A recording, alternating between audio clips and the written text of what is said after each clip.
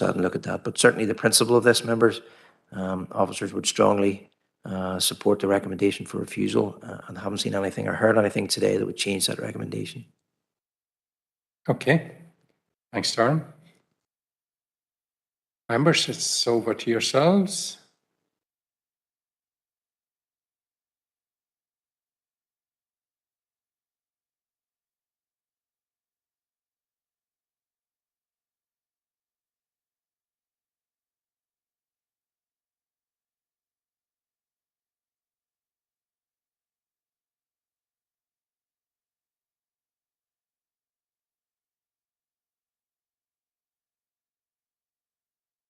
Glenn?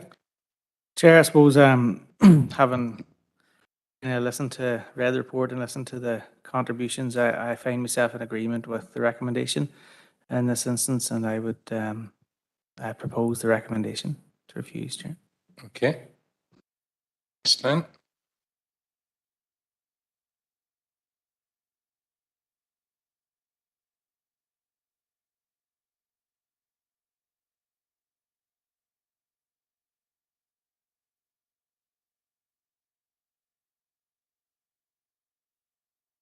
Mary? Thank you, Chair. I just a query. I'm conscious that the objector, is it Owen up there, didn't correctly. Did they give an apology at all, or were they aware of the reconvened meeting?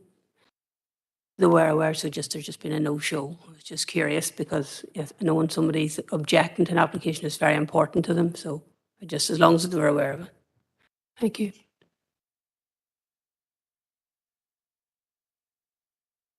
Okay, Josephine?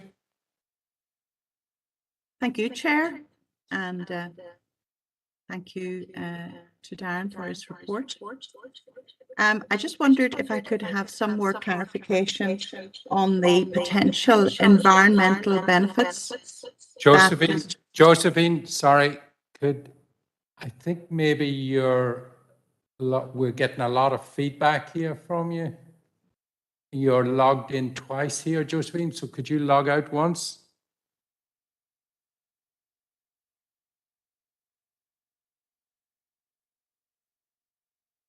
Is that better, Chair?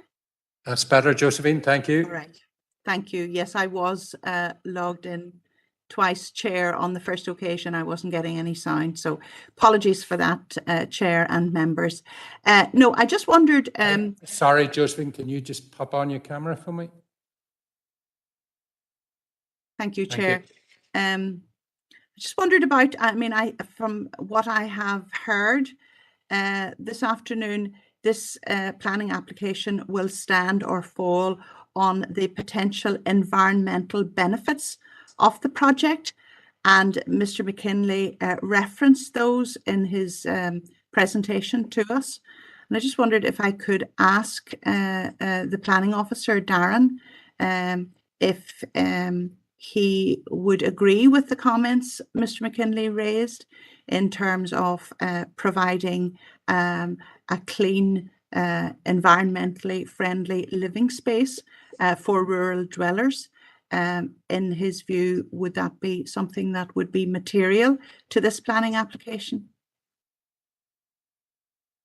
Yeah, remember, so just to be clear in the policy here, the policy C2Y3, it says that the favourable consideration will be given to the replacement of a redundant non-residential building with a single dwelling, where the redevelopment proposed would bring significant environmental benefits.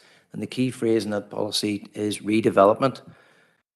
So the policy is written that the redevelopment will bring it. So it's the fact that the existing redundant building will be having an impact on the environment, and the new dwelling will remove that impact and improve the environmental quality of the area. It's not necessarily that the new house will be built to a modern standard and have all the environmental benefits from that. All applications, all new dwellings will have that. So therefore, that would undermine the basis of the policy and why the policy is written. The key thing is it's the redevelopment. We have in this council had a couple before where the old building was having an environmental harm on the landscape, and we did grant as a council approval to replace that, and that got rid of the environmental harm. And again, that is what the purpose of this policy is for. It's not that the new building is of a high quality and environmentally sustainable with good insulation and windows, etc. Chair, thank you for that clarification. We did hear in the presentations from the agent and from Councillor Wilson that the existing building is visible from the road and that it does constitute something of an eyesore. Now, Mr. McKinley in his presentation did say that that building was going to be retained and restored, and that it was going, if I recall correctly, that it was going to house a generator to generate electricity. So would that be a factor, Chair? Members, just be clear that the agent is saying that the existing building is an eyesore. Having visited the site and also the other planning officers who've been out there, that existing building is not an eyesore. It's barely visible in the landscape when you're driving along the Castle Raleigh Road.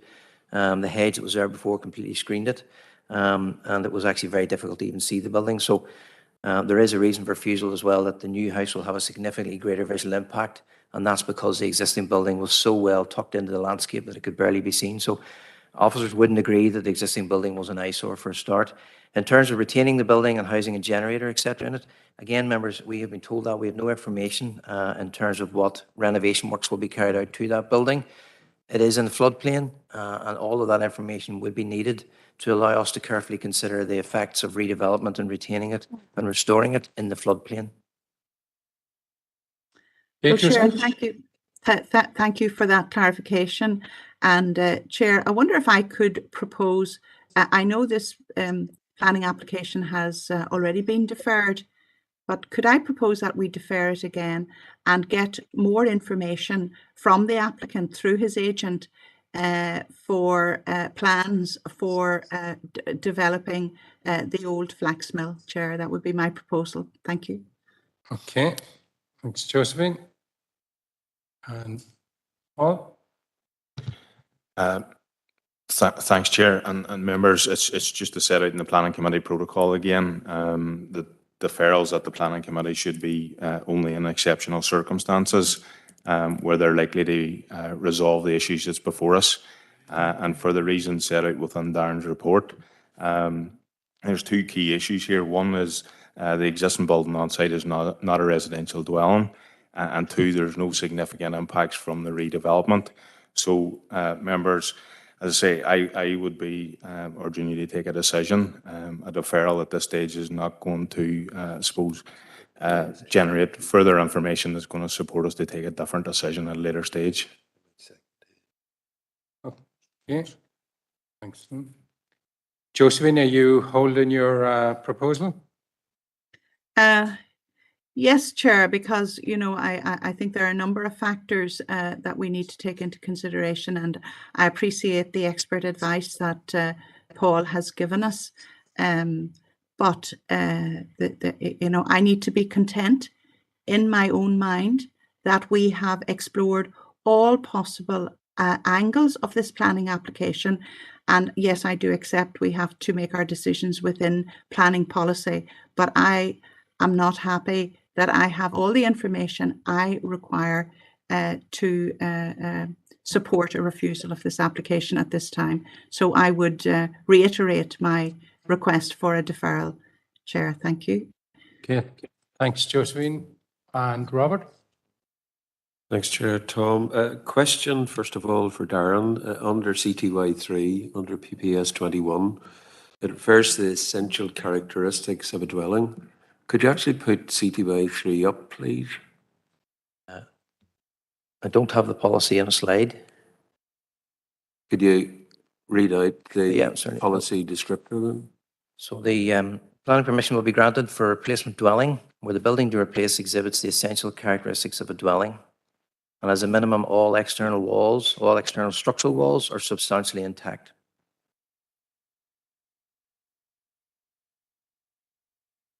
But this is a technical issue, it's on a policy descriptor. If you didn't have, and I suppose I'll refer to the agent and Councillor Whitson, if you didn't have a descriptor saying it was redundant flax mill and you actually looked at the structure under the policy, 4 walls are essentially intact, it has window openings, it's 2 stories. What are we missing? and this is purely just trying to tease out the policy, because that's essentially the heart of where this either falls or stands in regard to what exactly is being replaced. So I don't see any evidence of a fireplace or something like that. There's nothing there under the policy.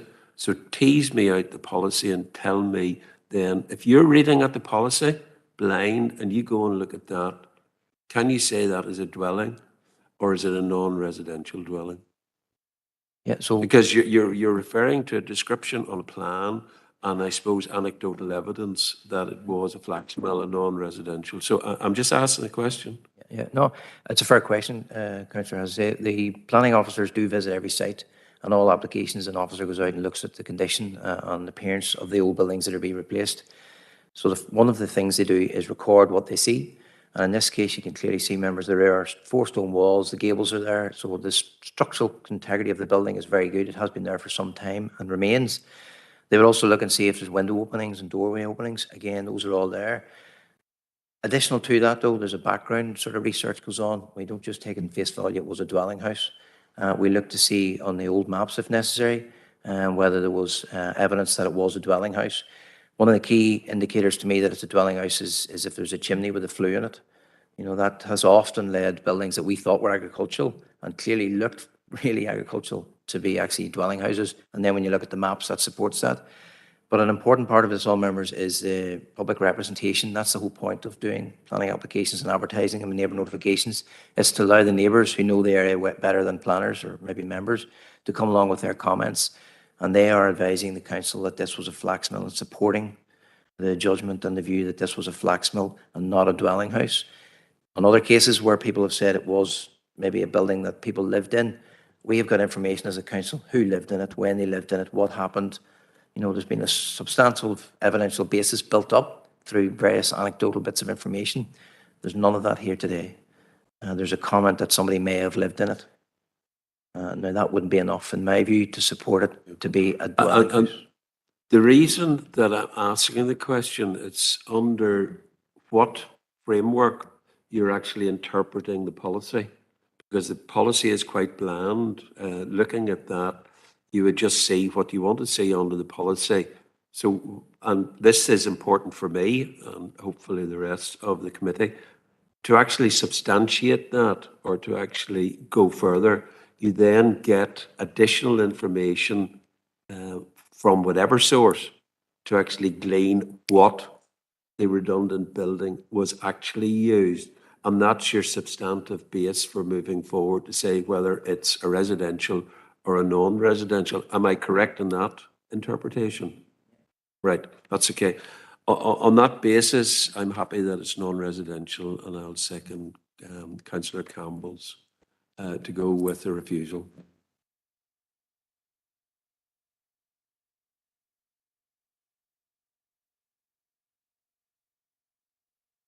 Members, just to advise that if the application is refused, there's nothing to stop an applicant reapplying for planning permission. If they do have additional information that they pull together after the decision, they can reapply and submit additional information and evidence with that. The application will be reconsidered at that stage on its merits, and that will all be reviewed. So there's nothing to stop somebody reapplying. The subtext to that should be as well is that our DPS has gone through IE, and it's currently, the report is currently sitting with the department. That report should be back early next year. And if it is favourable moving forward, then that actually means our DPS will be the substantive material document backed up by the SPPS. And there are different policies slightly contained within the DPS that cut across this. So I think that should be made aware to everybody as well. Thank you. But I have seconded Councillor Campbell's proposal. Okay, thanks, Robert. And while I have that proposed and seconded, I'm going to take Erlyn. Yeah, thank you, Chair. Hope you can hear me. Apologies, first of all, for not being in person today. It's not like me, but other appointments, so that's why I'm online. Just and thanks to Councillor Irvine there for teasing that out, and for Planning Officer Darren to come back and maybe elaborate on the situation it was I heard referred to earlier. Right. Hello. So see that at the very bottom there? You still hear me? Yeah, we're hearing you. Had a wee bit of interference there somewhere. No, thanks to Darren for answering Councillor Irvine's queries. I had some queries myself there, but I think that's resolved the situation for now, and we'll see where that maybe goes in 2023. So thanks for that, Chair. Thanks for allowing me in. Okay, thanks, Earl. So, members, we have it proposed and seconded to go with the officer's recommendations. Are we all agreed? Chair, I will abstain on that one because I would have preferred a deferral for more info. Okay. Thank you. And John is going to just declare that he wasn't in at the start. I'm going to declare I wasn't here for the start of this particular case. Duly noted, John. Thank you. Thank you. Okay, members, we're going to move on. Thank you.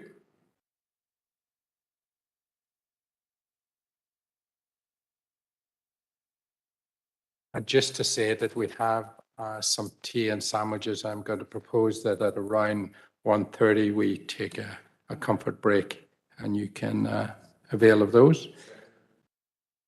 Thank you. And we're going to move on to application number 6 now, and that's LA 10/2022, and that's 0384. The mics are not coming on as they used to, so Okay, members. keep me reminded. Application 6 then, LA 10/2022-0384 is a proposed 2-storey dwelling on the farm under CTY 10 for Mr. McCartan. The location then is 100 metres southwest of 87 Arvely Road in Omagh, and the recommendation is to refuse planning permission for the reasons listed within the report and subject to the 4 reasons. Members will recall the application was called in, was presented for determination at the meeting in September, where it was referred back to planning officers to allow the exploration of alternative sites. No sites were submitted for consideration, and the application is now returned for determination by the committee. I'll just take you through the details, members. The applications for a new house on a farm in the countryside under CTY 10. There is an active and established farm business, and no development opportunities have been sold off or transferred from the holding. However, the site is not visually linked or sited to cluster with an established group of buildings on the farm, which are about 80 metres to the east. There are exceptions allowed for an off-site location, but no information has been submitted to demonstrate there are any demonstrable health and safety reasons or there are verifiable plans to expand the farm business. As per the discussion last month, members, alternatives do exist around the farm group, which would visually link and cluster with the group, but also allow for a degree of separation from the working farm buildings. But as I say, none of those have been submitted for consideration. So I'll just take you through. Members, on the screen then is the farm map, and you can see the lands in yellow in the control of the applicant or the farm business. The site then is the yellow star, which is along the road frontage, and the farm group then is to the right-hand side. Well, that's just the slide looking down in our photograph and the approximate position of the site identified by the red line, and the farm group then you can see over on the right-hand side.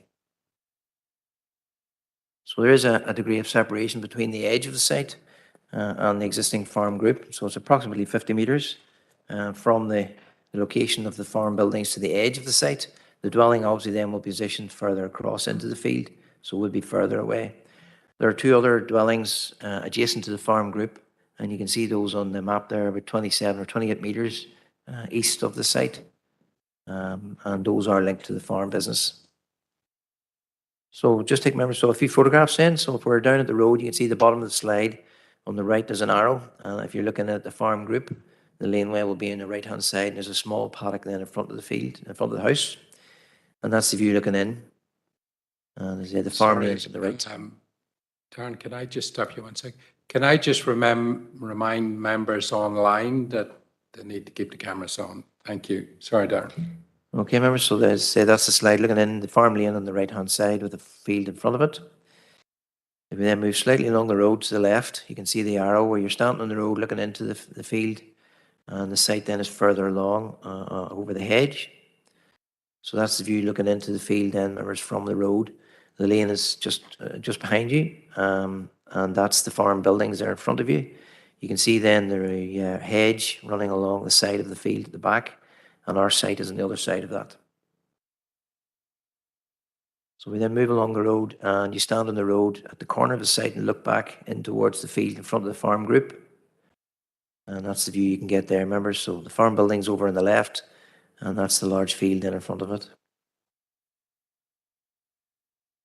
Turn around then and look towards the site frontage. So that's you on the road, looking down the road towards the site frontage. And as you can see the Arvely Road then extending along to the left, and the hedge and trees along the edge of the road. The field boundary then on the right-hand side, you can see going across the field. That's our site is on the other side of that. So members, as I say, planning officers have identified a number of alternative sites around the farm group, around the existing houses, which would meet the policy and would visually link and cluster with the group, but allow for a degree of separation from the working farm buildings. So it'd be unreasonable to put somebody right up against a working farm building, but the existing houses there are around 25, 30 metres from those buildings, so there's room there for alternative sites to be explored. The agent has submitted an amended plan and another drawing, which I've put on the screen, members, for you. This proposes to reduce the area of the site and push the house and the red line of the area of the site over on the right-hand side of the field, with the access then adjacent to the field boundary. And then another slide showing the position of the house. And then there's a comment on this drawing that has been submitted that the proposed future agricultural building will be constructed in green under permitted development rights beside the existing cattle shed. In relation to that, members, the building is not there at the moment. The intentions of the farmer or the developer in the future may be to erect a building. The view of planning officers has always been we need to consider the site as it stands on the ground today. If the building's built and we come back and look at it another day, that will be a change in the situation on the ground and would be material. But as I say, at the moment there is nothing there, and that gap remains between the existing cattle shed and the proposed dwelling. And that slide just zooms in a bit so you can see the building. The second reason, members, then was the comment about the building will have create a ribbon of development and cause a detrimental change in the rural character of the area by reason of a build-up of development. So this slide just explains that a bit better from the previous meeting, members. So you can see our application site there in yellow, and the frontage then onto the public road. To the right-hand side is the adjacent field and the farm group behind it. Left of our site is another farm group and various outbuildings. You then have a gap, another house, and then a gap, and then various other buildings along there. And the red line is the settlement limit of Omagh. So the loss of this green space, this in the yellow star, will create a ribbon of development, but it'll also change the rural character of the area by reason of a build-up of development. As I say, it's particularly important in close proximity to the Omagh settlement limit. So 4 reasons for refusal, members. You have those on the screen and in your report. Okay, thanks, Darren. And welcome to Brendan McCartan, who is the applicant here. Brendan, you're very welcome. And you have 10 minutes if you require it. Yes, and Les Ross is online. Les, can you hear us? You can? Yes, thank you, Chairman. And I'm glad that you have Brendan there in the office with you. I'm afraid I can't attend today, but hopefully I'm coming across loud and clear. Yeah, one thing. Thank you very much to Darren for his report, and that reflects the discussions that he and I have had over the last month since the last meeting. I think those were quite productive. Obviously, quite a lot of discussion the last day about the creation of a gap here, and I think we have resolved together, we've agreed together that a gap, this would not lead to the creation of, gap sites in the future. So I think that issue is resolved, and maybe Darren will just clarify on that later on when he's back in. We thought that the best way to tell you about why the applicant wants the site where it's proposed was for the applicant himself to describe that to you. So I'll let Brendan continue there. Thank you, Chairman. Okay, thanks, Les. Brendan, all yours. Thanks, Liz. Thank you, Chair and Committee. This case was previously deferred based on this year of a proposed site creating a gap or infill site. I'd like to state that this was never the intention to create a gap site as a result of this application. We have since revised and submitted the site maps, which now allows for a domestic laneway to the site and removed the road frontage along Arvely Road. To our knowledge, and the Planning Department may clarify, the revised site location plan revision 2 has removed the prospect of creating a gap or infill site, therefore complying with policy. I'd hope this underlines our willingness to collaborate with the Planning Department and meet the requirements of planning policy. The issue of a visual link to the existing farm is one that has been raised previously and discussed. I would suggest that the situation on the ground reads differently from that on the map view. The critical views from Google Street View give a slightly better indication of site conditions and the distance between the site and farm buildings. It has been acknowledged in previous correspondence that a site on plot 5 on the farm maps would result in noise or odour issues due to the proximity to the cattle shed.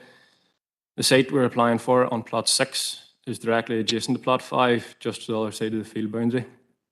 There's an existing gate on the site boundary between plot 5 and plot 6. This provides a direct line of sight from our site to the farmyard itself. Given the distances, direct line of sight between farm and site and the agricultural use of field 5 throughout the year, I would offer the alternative thought that there's a strong visual link between both. I have been unable to find a clear definition within policy that states distances that are acceptable in order to successfully link a new dwelling and existing building. I've also been unable to find clarification of the parameters which define a strong visual link. As a result, you could say it's down to interpretation. The distances used within the planning report state that our proposed site boundary is located 50 metres away from the cattle shed. I've measured this personally on the ground and found it to be 43 at the nearest point. My personal interpretation of this would suggest that it is not an excessive distance in the circumstances, and it is not unrealistic to suggest that a strong visual link is achieved. There is also a need for a new storage and machinery shed on the farm. The revised maps have included for the construction of a new shed between the existing cattle shed and our proposed site, further enhancing the visual link with the existing farm. Just on the visual link, there was one of the points within the plan and policy statement in relation to CTY 10, which reads, to help minimise impact on the character and appearance of the landscape, such dwellings should be positioned sensitively with an established group of buildings on the farm, either to form an integral part of that particular building group, or when viewed from the surrounding vantage points, it reads as being visually interlinked with those buildings, with little appreciation for any physical separation that may exist between them. If, however, the existing building group is well landscaped, or where a site adjacent to the building group is well landscaped, planning permission can be granted for a new dwelling, even though the degree of visual linkage between the two is either very limited or virtually non-existent due to the amount of screening vegetation. Other sites within the farm had been assessed before submitting this application. Further consideration was given again following the outcome of the previous planning committee meeting in September. Although it may appear that there are alternative sites in the farm maps that have a stronger visual link to the existing grouping, these sites have negative attributes in regard to access, construction, loss of prime agricultural ground and overall suitability. Policy does not necessarily require the best site, it just requires a visual link. In addition, we have worked closely with our architect and planning consultant to meet policy requirements with this application, whilst also trying to integrate within the local landscape. The attributes of this proposed site give an opportunity to integrate into the landscape naturally and without excessive measures. As the site is fronted by mature trees and hedging along Arvely Road, hedging to the east boundary and planting below to the west, we feel that this will contribute positively towards meeting policy in terms of integrating with the surrounding countryside. The long-established boundaries around the site will provide a strong sense of enclosure for the house, whilst also offering a strong link to the existing farm. We feel that any potential alternative sites elsewhere on the farm would be detrimental to the rural landscape in comparison with the site on this application. This site has been set aside within our family for a number of years. Having spent several years working away from home, it is important to myself and our family that we can build a home on the farm where I grew up. In the interest of continuing to run the family farm in future years, this location is ideal for access to the existing farm as well as utilising the land. As the site is on a working farm, it is important to consider the implications on the farm business. The site within this application is a site that limits the negative impact on the family farm whilst meeting policy requirements. Alternative sites that may or may not have been available would result in the loss of prime agricultural ground, having a damaged effect on the farm business. The site itself is situated on ground with less agricultural dependence than other fields within the farm. I fully respect the planning policies and the parameters that are to be met in order to achieve planning approval. I would hope that the members of this committee would see our endeavour to meet the requirements of policy and take our views into consideration. I'd like to extend my appreciation to Chairman and members of the committee, as well as Mr. Lawther and the Planning Department for taking the time to consider our application. Thank you. Okay, thanks, Brendan. Les, you have anything further you wish to add? No, nothing else, Chairman. Thank you. Okay, thank you. Have we any questions or? Robert? Yeah, I think it's probably directed towards the applicant. Thanks very much indeed. Reference has been made about proposed developments on the farm which may impact on the siting, and that's why you've chosen the current site for this. The problem with us as a committee and our officials is proposals aren't actual, and until something actually takes place on the ground, either through a dedicated planning application which actually grants permission for development located somewhere, we cannot take that into consideration as material. We have to view what's there and there alone. And the issue at the moment is there is no linkage, and you referred to visual linkage. There is no linkage between the siting of the proposed dwelling and the main farm group. If it was moved closer, it may link better. And you've looked for a description of linking.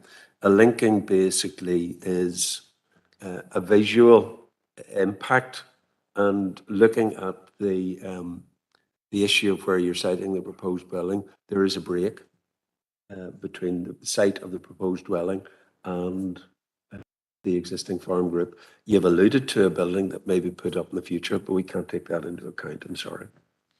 It's just a comment. Thank you. Okay, thanks, Robert. Barry? Thank you, Chair. I found it very interesting the way Brendan described, the visual linkage, how it reads on the ground, how it reads at Arvely Road. And mention was also made of, other critical views and sets of enclosure. I would have considerable sympathy with this application, but there's one question I would put to Brendan. Brendan, you said you were willing to work with the planners in respect of not creating a gap. Found that interesting as well. Could you maybe explain how that could be achieved, Barry, I think Les might be sort of backing up on this, but I think the original issue was the road frontage to the Arvely Road with the proposed site, which has now been amended to do away with the road frontage to the Arvely Road itself, with just a laneway into the existing site. But Les might be better versed than that. Les? Yes, thank you. Brendan's described that perfectly. We aren't creating additional frontage on the road, so the gap issue, I think, has disappeared. I don't think that's part of the consideration. It's down to this issue of, is there a visual linkage between the proposed site and the farmyard? And our argument is that there is a visual linkage. Yes, there is vegetation between the two, but that doesn't preclude the fact that there is a definite visual linkage between the two. And what Brendan has said is that the policy it has a flexibility there that doesn't say it has to be such and such, doesn't have to be a strong visual linkage. It doesn't say that there can't be a break, but where there is some visual linkage and where it's a well-integrated site, then the committee can decide that that's sufficient and it meets the policy in those terms. The fact that we've shown you know, an indicative place where a shed could happen in future. That's just, as the councillor said, that is just an indication. And I don't think it's of no material weight. I think it can be considered by the committee as an indication of what the farm what might happen in the farm in future, what's proposed in the farm in future. And the committee can consider that of some material weight, although the councillor is correct to say that the planning policy states that there should be verifiable plans, but that doesn't mean that no weight should be attached to it. Thank you. Okay. Thanks, Les. Mary? Thank you, Chair, and thanks, Brendan, for coming in and explaining to us. And you were very mannerly in thanking us as a committee and one thing and another, but I would thank you for going back and trying to work with Darren and indeed the council as well. And this, like, you have amended the plan slightly. We believe the gap might be resolved, and Councillor Irvine is right. Without that shed being there, we can't really determine that at the minute, although it does look well if it had been there. The only thing that I do think is interesting from your point of view is the visual link, and it quite rightly is down to interpretation. So therefore, what you might think is visually linked may be different from Darren or myself or someone else. But the question I just want you to clarify for me, Brendan, if you don't mind, is we did send you back to look at other possible sites. The officer told us that there was ones inside. Could you just outline to me why they were discarded? I think there was access, loss of agriculture, land, but I think they might have something else. If you just, from your own understanding, identify what those other sites are discounted for. Thank you. Yeah, the main reasons, most of it would be construction-wise. Any of the other sites is, in my opinion, is going to end up with the same issue. The visual link might be stronger, but potentially ending up somewhere in the middle of a field, which would be silage ground anywhere else, pretty much on our farm. In doing that as well, then you're going to have to construct a lane, which I'm not 100% sure of the actual alternative sites themselves, but anywhere that we would be looking to consider as an alternative site was going to take a long laneway in through the middle of the farm, which is going to split fields, and then have to have our site in an open field then as well. So just supplementary, just to confirm, in your opinion, Brendan, your family's knowledge of the farm, that is the most suitable site for use in this case? For us, it's the most suitable site. Thank you. Thanks, Mary. Josephine? Thank you, Chair, and thanks to Darren, Brendan and Mr. Ross for their contributions.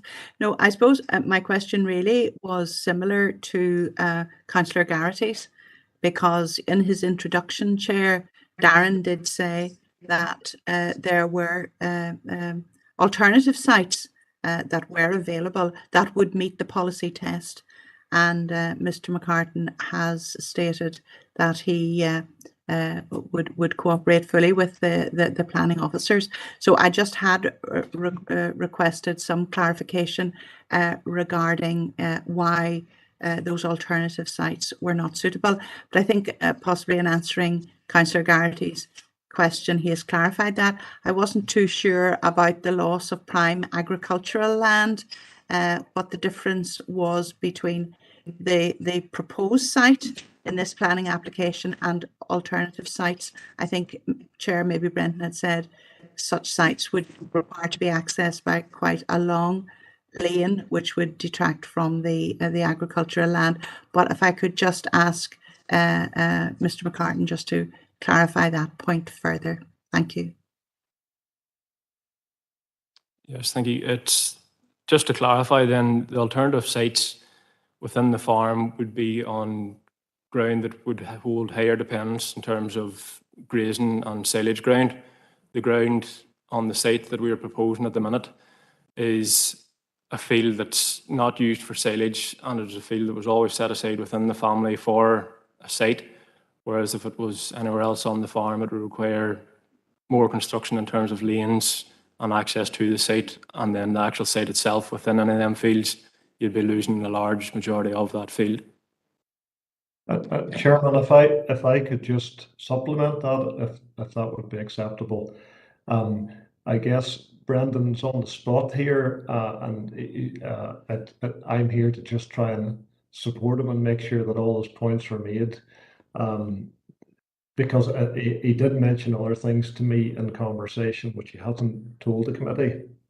Just in terms of those access lanes and length of the lanes, yes, but also in terms of the visibility displays that are available on the road. So there's a small crest on the road that's not visible in those aerial photographs, and that impacts on the visibility from other places along the road. So where the site is, that's an optimal place in terms of visibility displays. I'm not sure that they're available at other locations along the road.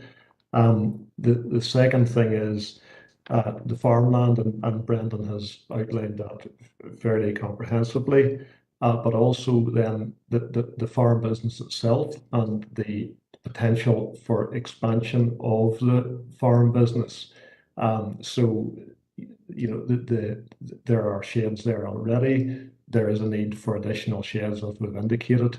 And if you build in and around the farmyard, you reduce the opportunities for expansion where you would like it. And the final issue is that there are a couple of houses already in the farm building complex. And what you don't want to be doing is, for example, building a house right in front of your brother's house or your sister's house or your parents' house, there's just an incompatibility in terms of design, and that's also an issue on this particular holding, where there's a sort of a reasonable way of setting out the houses around, and that's also come into the family's consideration of why this particular site is the best. So I hope that helps the committee. Thank you. Thanks, Ed. Thank you. Josephine, you happy enough there, Josephine? Yeah, thank you for that clarification, Chair. Thank you. Okay. I'm not seeing any other speakers, so thank you to Brendan and to Les. So now I'm going to ask Councillor Wilson in support of the application, and we have an oral statement from Councillor McCann thereafter.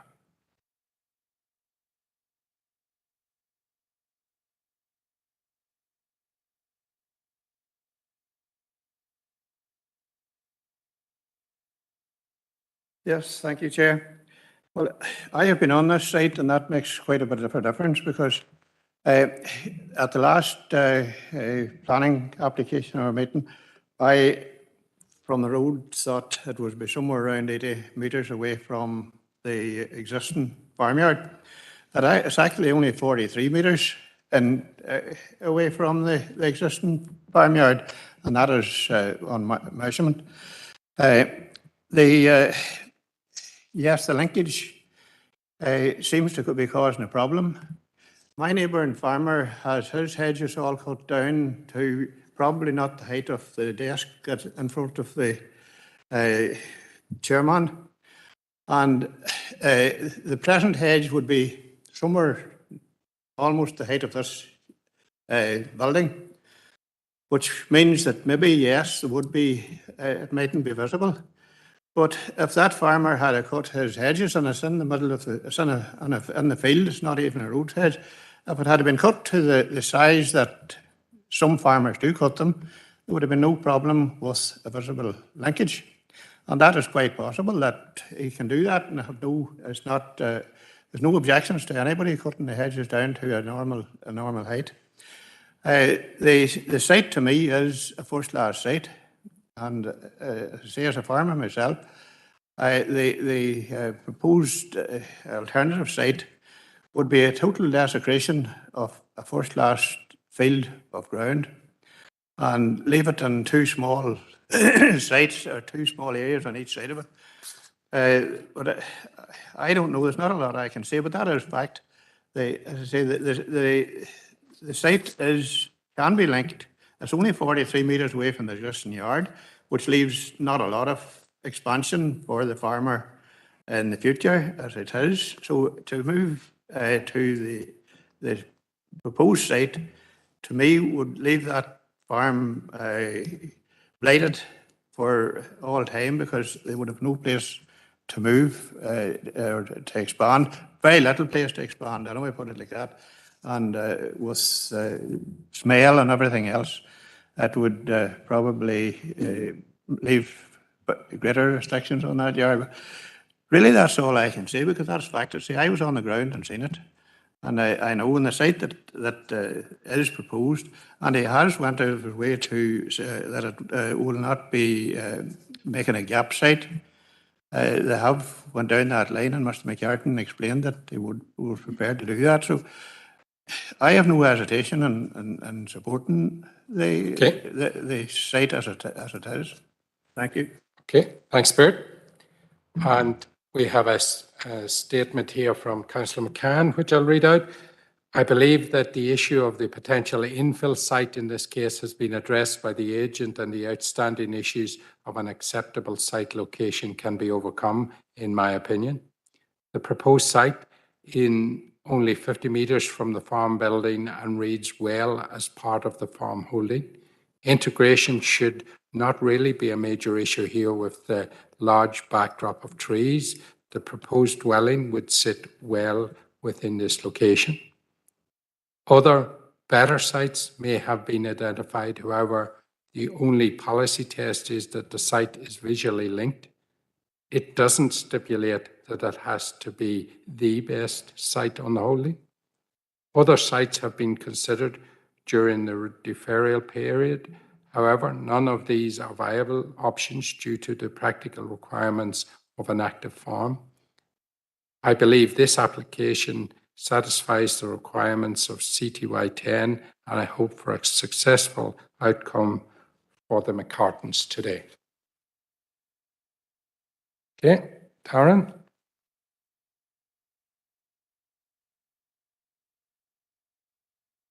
Members, I'm happy to take any questions.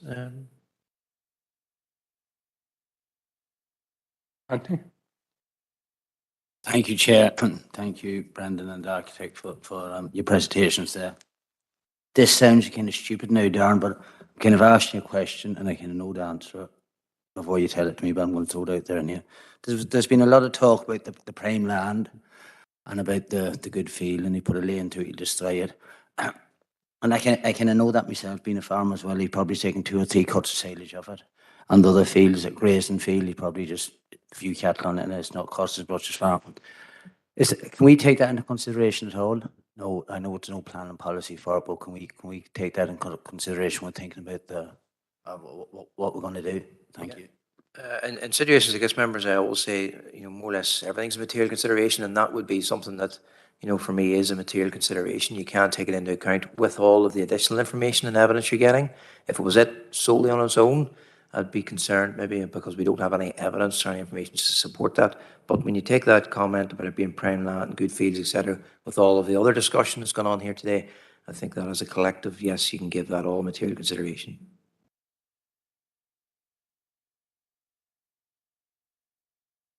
Okay, Josephine?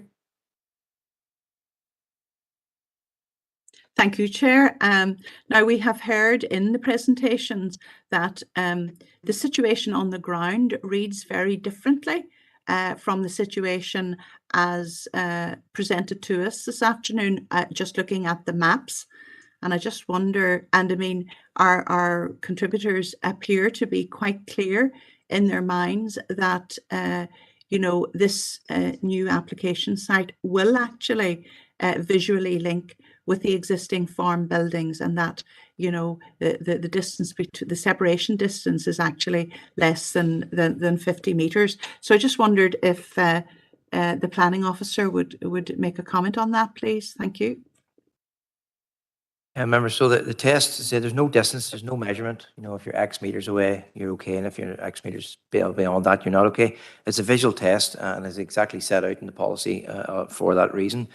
The policy requires the new building, so the new house, to be visually linked or sited to cluster with an established group of buildings on the farm. So obviously the test then is what is visual linkage and what does cluster mean. The guidance or the justification amplification with the policy does expand on that, and it does say that to minimise the impact on the character and appearance of the landscape, the new house should be positioned sensitively with an established group of buildings on the farm. And that is to either form an integral part of that particular visual building group, and this is the important bit for our application, when viewed from the surrounding vantage points, the new house reads as being visually interlinked with those buildings. with little appreciation of any physical separation that may exist between them. And that's the issue that planning officers have. And as I say, I've visited this site as well, so I do know it. And when you're driving along the road, the orientation of the building, the farm buildings, the setback of those buildings, and the position of the new building, with the gap between them, it unfortunately does lead to an appreciation of physical separation between the new house and the farm group. The gap, the distance is really immaterial. It's how it appears on the ground and the visual impact. That gap does give a sense of physical separation. If this new shed is built, that will fundamentally change things, and I agree with that and accept that. But as it stands on the ground, that physical separation is noticeable and demonstrable on the ground, unfortunately. Now, the policy does say if there's a lot of trees and hedges around the site and that stops the building reading with the farm group, then that's okay. But it's not the trees. The trees aren't the thing that are screening the site. It's the gap between the house and the farm buildings that is key here. That's the important thing. Thanks, Darren. Okay, Josephine. Thank you, Chair. Okay, John. Sorry, I'm wondering, Darren, there was almost like an aerial photograph. You couldn't bring that up for me again? There's one further, yeah, that one there.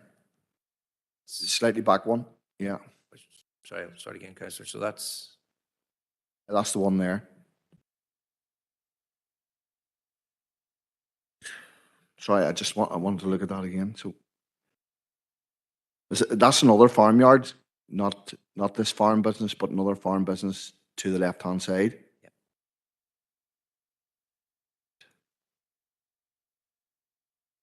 I have a strange thought come through my head, and I don't know whether to throw it out there or not, but if he'd asked his neighbour to apply for planning permission, would that have fallen within the guidelines for that farmyard?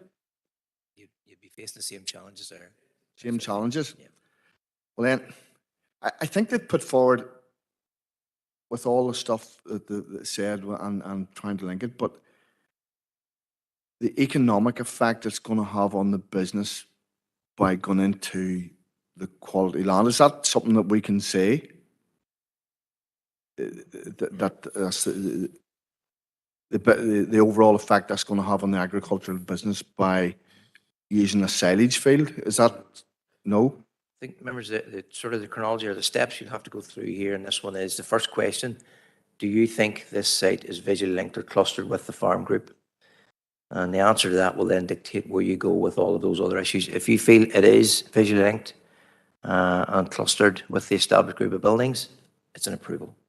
If you think it's not, then you say it doesn't meet that bit of the policy, and we go into those other issues and explore those, and then make a decision at the end of that whether to approve or refuse. Right. Thank you, Darren. It's given me a lot to think about. Okay, Paul. Yeah, thanks, Chair. Look, members, I was just going to point out that when we discussed this at the last meeting, I think members were minded at that stage to refuse the application, and they had asked officers to go away and look at alternative opportunities for the applicant. And we've done that, and look, we've heard a lot of discussion today on why those alternative opportunities won't work. But the issue of the visual linkage still remains. It hasn't changed from the last meeting. When officers sort of presented the reasoning and justification of why there isn't a visual linkage and why the application then fails that test. But in terms of visual linkage, I don't feel that there's anything new from what we had heard at the last meeting. Thank you. Glenn? Chairman, there's reference been made to the Arvely Road and the nature of the road, and I'm aware of that road. I travel it quite frequently. It does rise and fall in a few places. There's no doubt about that. So I think that I would, in my mind, give some weight to that in terms of helping with, I suppose, integration and linkage. I have to say, from what I've seen, it does look, I've seen a lot more difficult cases being overcome in terms of linkage. I think it would be unreasonable. I mean, in the ideal world, you'd put the house, if you weren't maybe farming minded, you would put it in there a bit closer to the buildings. But I've always been of the mind to avoid doing that, simply because I've learned about farming and I know of the risks. And as a parent myself, I wouldn't want a house so close And I do think that this particular farm and development is curtailed to some degree because there is two houses quite close already there to the right-hand side.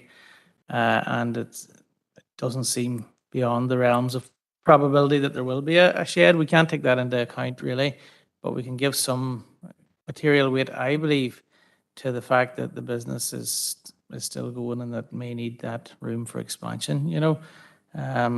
So just a comment really at this stage, but I do think we need to be mindful. Someone mentioned the economic. I think economic matters are important if we can content ourselves that there's linkage here, and I believe we probably can. So we do need to be mindful of the economic impact on a business, you know, as well, you know, in these difficult times for agriculture. Thank you, Chairman. Okay. Robert?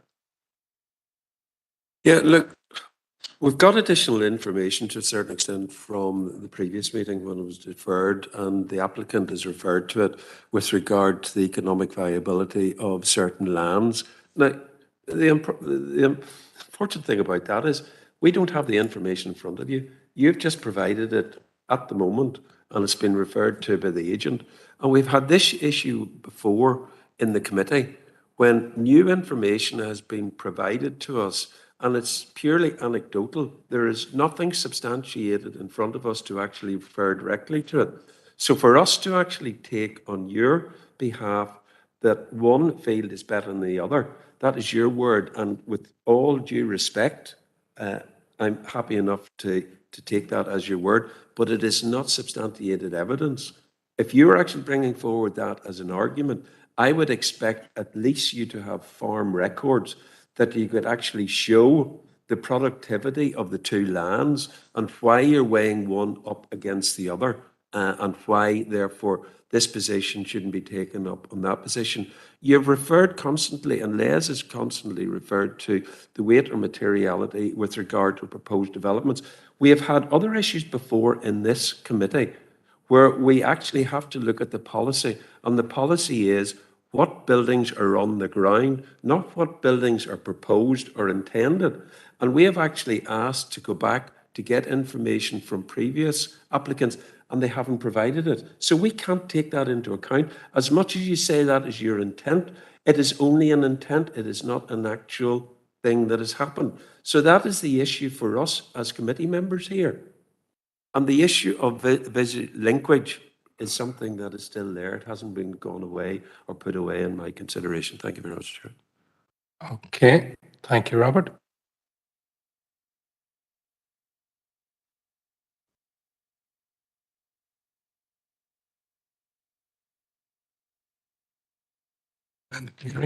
Thank you, Chair. And just interesting, Paul, maybe going back to your commentary that we went back to see more suitable sites on the farm holding. A decision wasn't determined the last day. It was deemed by officers that there was more suitable sites, in your opinion, on that site. Now, it has transpired that that's not the view of the applicant.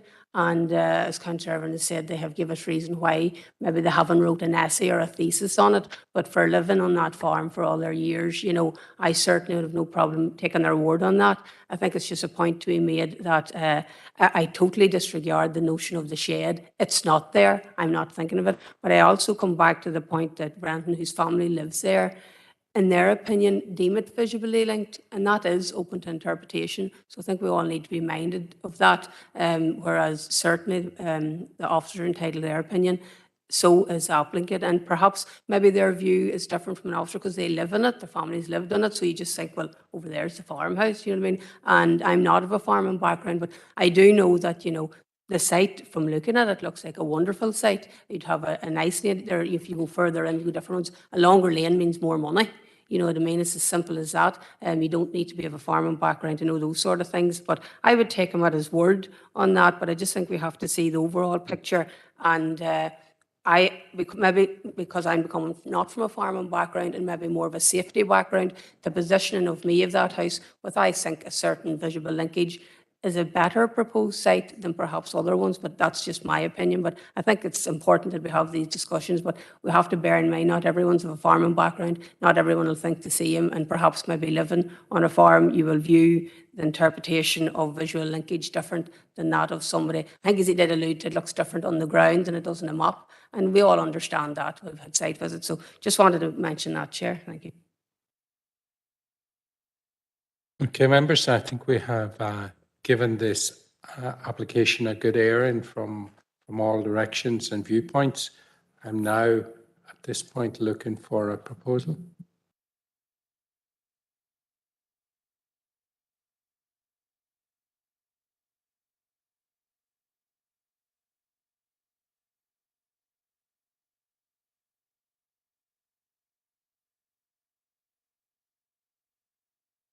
Barry? Well, we've heard earlier that deferral is not always the answer and decisions have to be made. I think there's a strong view among members that visual linkage is achieved here. So I'm prepared to propose that the planning application be approved in this matter. Okay. And Mary? Thank you, Chair. And I suppose following my previous commentary, you'll not be surprised that I would support that with the respect of everyone's position on it, but I'll second that proposal made by Councillor McAuliffe. Okay, thank you, Mary. And Alan? Well, Chair, coming from a farming background of my entire lifetime, I am happy to support the applicant for an approval on this occasion. Councillor Wilson did mention it. Much talk has been of an individual building that may be erected there, but the Councillor Wilson mentioned the fact of the expansion of the farmyard. The expansion of the farmyard, and in my own personal life, when I built a new house, I was miles, well, not miles away, but I was a long distance away from the farmyard. At this minute in time, the farmyard has surpassed where I thought that I was a long way away, and I'm happy to support the proposal that we recommend this for approval. Okay, thanks, Alan. Okay, members, are we all agreed? No? Okay. I'm only getting one indication from Robert, who is in objection. Tommy? Chair, I believe I'll abstain on this particular one. You're going to abstain, so I have one objection, one abstention. Everybody else in agreement? Okay. Duly noted, Darren. Okay, members, so the recommendation of officers was to refuse planning permission. Members have granted planning permission for the dwelling. If I could suggest to members that the application or the power to issue decisions is, or a power to attach conditions is delegated back to officers, just to agree those with the applicant and agent, if that's acceptable. Mary's proposing and Robert is seconding. Okay, all agreed? Okay, thank you, Brendan, Les, and Bert. That's that application dealt with. Thank you. Okay, I'm going to, it is now 1:30, so to my word, I'm going to take a 15-minute comfort break, and we'll see you at 1:45.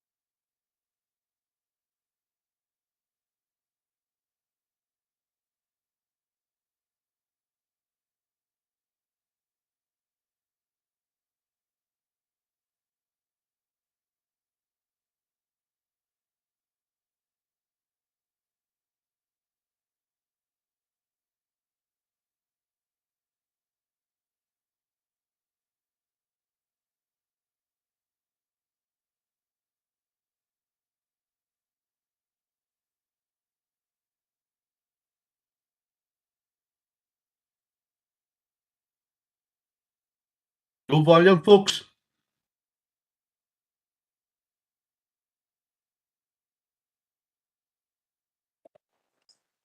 Well, just checking you can hear, Councillor Thompson? Yeah, here now. Okay, Yeah, we'll no just start volume. that again. So the applicant, name and address of the applicant is Francis McKnight of 16 Derrybard Road. And the name and address of the active farm business is represents of William J. McKnight, care of Francis McKnight of the same address. The farm parcels then of the farm holding are identified on the screen. You can see on the left, number 1, number 2 then on the right. And then number 3 is where the application site is. So these are the plans supplied by the agent. And you can see he has written onto the plan on the left then in the yellow box, the principal farmhouse and yard, and identified that by the arrow. On the blue then is the comment, the brother's house, associated with the farm business. And at the top then in red is the shed site, which is marked by an X. So just to let you know, members, the name and address of the active farm business is at 16 Derrybard Road, and that's identified on the screen in front of you by the red star. You can see the number 16 on the property. The Derrybard Road then is at the bottom of the laneway, and the site then is across the road from that, identified by the yellow star with the access along the red line. And that's just to give you an aerial image looking down then again on top of that. So number 16 Derrybard is the red star, and the site then is over at the yellow star. So the block plan then accompanying the application shows the location of the shed, and you can see it at the top of the site with the red line coming down to the public road. There's a comment on the plan that there is a sheep shed shelter built 7 years ago, and that's identified in the centre of the map together with a sheep paddock. And then you have a reference then to number 17, which is the dwelling associated with the farm as a farm employee. So just to remind you, members, you have the shed then in the red circle, and there's a comment on the plan about a sheep shed shelter built 7 years ago, and that's identified on the plan. It's around 75 metres from that, and then the sheep paddock. The building itself then, the single-storey agricultural building, is used for storage. On the left, in the blue arrow, or the blue star, is the straw and hay storage on a concrete floor. And on the right then, is in the yellow star, is agricultural machinery storage with a concrete floor again. And there'll be a sliding door then into the machinery storage area. Building itself is about 18 metres in its longest and about 14.7 wide. And that's the elevations of it. And you can see on the left, the side elevation, the front elevation then with the open front into the left-hand side of the building where the straw and hay will be stored. And that's a photograph then of the building as it has been commenced. So that's a view then, members. So if you're at the shed from that photograph's taken and you spin around then and you look down the lane, that's the laneway running down to the public road. If you go down that laneway, that's the sheep building that was referred to.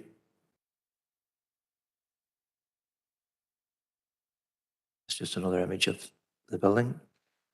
And another building outside beside that. So in terms of the location of the farm business at 16, that's the property number 16 with the yellow star. And you can see the outbuildings beside that and then the farm buildings at the rear. So that's a view in front of the property. And you can see this image shows the storage of machinery associated with the farm there. And then if you turn around at the side of the house and you look up towards the farm buildings at the rear, that's the view with the lane on the left-hand side running up the hill, allowing access into those farm buildings. And these are just photographs inside one of the farm buildings.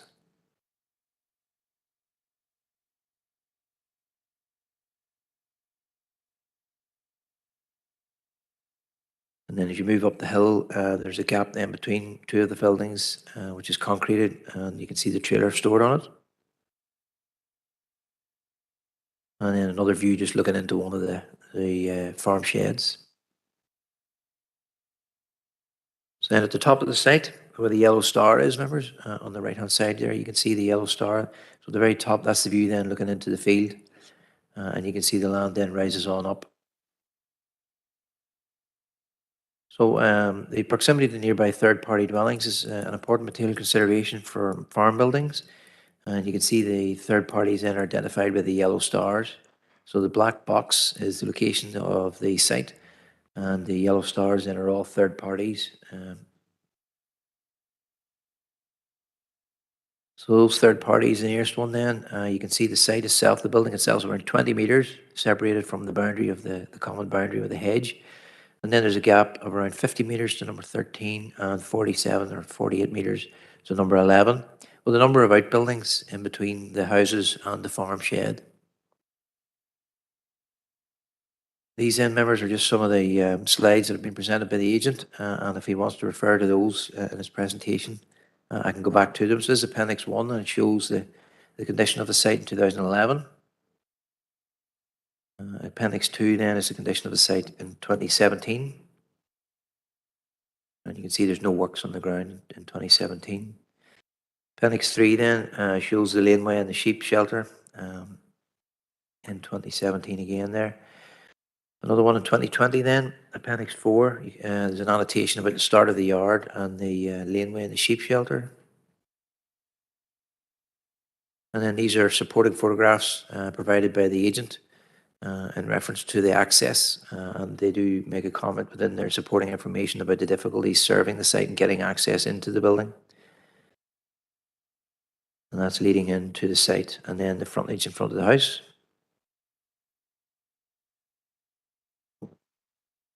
Again, just some more slides showing the laneway running up the side of the building. And then again, some more slides just showing the location of the farm buildings. Now this shed then is the shed at the top of the site, and you can see it's been cut into the hill. There's a 3-metre wall on the left-hand side with the clotted sides on it. And then the hill is then cut away to allow the building to be constructed. In addition, members, just to advise, representation or comment has come in that the delivery from farm feeds, etc., is not practical, and the driver has confirmed that they visited the site once but didn't come back again because they were concerned they wouldn't be able to get out. And I'm sure the agent will come on to that again in his speaking rights, but just advise we have received that, and that's additional information. It's not a significant material consideration in reducing any new evidence, so it hasn't been re-advertised and the application has not been re-neighbour notified, and it is okay and acceptable for the council to go on and consider the application and determine it here today. So the recommendation then is to refuse planning permission for the 2 reasons listed within the report, and those 2 reasons are on the screen. Okay. Thank you, Darren. And David, can you hear us?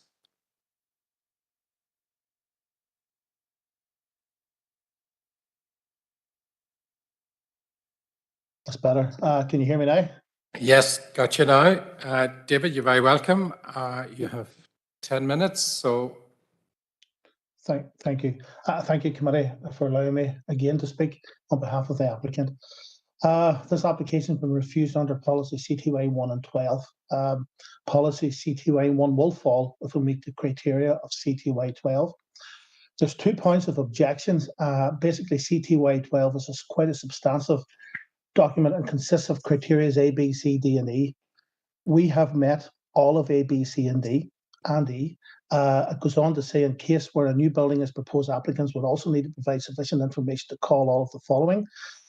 We've met that as well, from what I can see, and that's to do with existing buildings on the enterprise, suitability of them, the design of materials, and the siting beside an existing farm and forestry. We seem to have met that criteria reading through the one that we've faltered on is exceptional conservation, or we appear to have faltered on is exceptionally consideration may be given to an alternative site away from the existing farm or forest buildings, providing that there are no other sites available at another group of buildings on the holding. And it's the essential for the efficient functioning of the business or the demonstrated health and safety reasons as stated in the refusal. Reading through the planning office report, and we are content that there's no other sites available at another group of buildings or land. So basically, the efficient functioning of the business, we have noted that the objector's statement in relation to the access to the existing dwelling and principal farming, and thank them for submitting photographs. I didn't see any of them up to date, but they were there last time. Submitting photographs to indicate how difficult it is to access this premises number 16. Both the objector and the neighbour who accesses the same lane manoeuvred an LW surplus rigid body lorry into the adjoining neighbour's yard, which their access point isn't quite 90, it's more like 70, and you can drive straight off into it. And you can but didn't continue on round, even at a request of the neighbour, but didn't continue on round into our property. The photographs at that stage and the mines would show how tight it is, that angle. They were asked to bring the lorry into your yard, but they refused. If it was the nature was to demonstrate that the laneway was accessible, they clearly failed. And I'm hoping Planning Service, I'm not taking this statement as complete truth, as was sort of seemed to indicate that the access is limited weight in relation to access. We've also submitted a letter yesterday, and it was from their feed supplier, Mrs. McKnight's feed supplier, and they've said, and as Darren rightly said, they went into it once, and they said they won't deliver again, for they could barely get the lorry turned to get back out of it again. So that's why she goes now, and it's 4 mile away to lift her materials, which we'll come to in a wee sec. So the access is the main reason that this building was built just behind Francis's brother's house. That's over where the new location is. We've stated that the local suppliers had difficulties in the past, and even rigid to the point that the farm meal and individual straw bales are collected now in the yard. The proposed site is the closest we can deliver to the principal farmyard through an existing entrance and laneway, which has been there for over 5 years, together with a small sheep shed. The shed is behind the brother's house at 17. And by the way, Alison, the brother, actually farms after work. It's him that operates the machinery while Francis looks after the animals. Economical disadvantage to the existing farm business. A large articulated loads cannot be delivered straw, something that McKnight's use a lot of, in fact, almost 15 to 20 bales a year. Doesn't sound much, but the price of that bale delivered as part of a big load is £50, whereas she was picking them up over in Donnelly's yard, and it's cost between 70 to 75 a bale. So if you count 20 bales at an extra 25, that's £480 more. If you take meal that's delivered by bulk, which can't be because we haven't got the room to get in, it's £390 a tonne delivered in bulk, whereas small bags is £430. Minimum load of 3 tonne leaves you about an extra 120. So these is only a few examples, but they all add up to an economic disadvantage to the farm business, and that's not including the time she takes and the petrol she takes driving backwards and forwards to get it. Machinery depreciation as value, whilst being removed to an outside location for a couple of months, does take its toll. Because of this, there is an additional maintenance cost to maintain these items of machinery. Also, theft concerns are relevant. Although none has been stolen from this yard, there is a theft issue generally in the area. In relation to health and safety, Planning Service have more or less answered this one for me. They stated in the document, the planning officer's report, that although there is room to develop a new farm building at the principal farm group across the road, which is at number 16, this is not really practical. The farm is on a steep slope, and to create a flat building platform, the applicant must have to excavate a large area and secure this with a retaining structure. This building will be accessed by the steeply sloping laneway. We've argued at the last meeting that the gradient is about 1 and 8. You have to back up a narrow lane and turn into the shade. So basically, the laneway would need to be the same with the gain to remove the health and safety element. And the health and safety element in that is getting out of a vehicle that's sitting on a slope. And that's a big one for it. There's nowhere to go but to take a house out. So basically, the 4 shades are filled with machinery right up to the door and require emptying the first third to park a car or vehicle in, or trailer and tractor or machinery. Planning Service have visited the site and concur that the photographs clearly show that the buildings is completely full. Furthermore, there is a succular farm. There was a succular farm here, which is animals, cows and calves. And the buildings, believe it or not, were designed for that. They're sitting on slatted tanks, and you can see from the photographs that was clearly a crush and cattle pens within that, and not necessary for sheep, but it's sitting there. So basically, for her to operate the farm business, she's got to remove the machinery out of the shade and store it. Now, she had a couple of small shades from neighbours. That's gone now. She doesn't have that anymore. So she thought she'd build a shade and put the machinery into that and leave it that she can land the sheep and bits and pieces comfortably at home without the worry of the depreciation of the vehicles. So to conclude, the site is essential for the efficient functioning of the farm business. It's the closest we can develop that ensure the building can be easily accessed by larger vehicles and be able to store a quantity of farm feedstuff and machineries, which is the biggest problem in this farm business. When the machinery moves across, to this building, it enables the applicant an opportunity to land the sheep within the existing farmyard without setting out machinery to depreciate. The location of this shade is important in that we can police the building with cameras from the principal farmyard. By the way, objections had an issue with the building. Look, Environmental Health have stated that the building is not has no detrimental damage to the neighbouring properties, and planning would also state that through their planning officer's report. So there's nothing affecting, because of the use of the building, nothing affecting the quality of the neighbours next door. Access to the original farm is inaccessible. That's number 16, back at the home farm, to large lorries and some rigid body vehicles, which has been demonstrated throughout this application.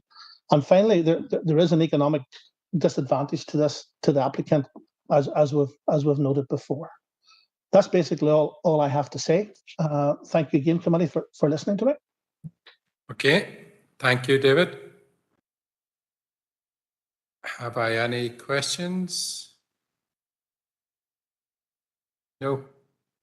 Nobody indicating at this point. So I'm going to ask Councillor Bert Wilson then in support of the application.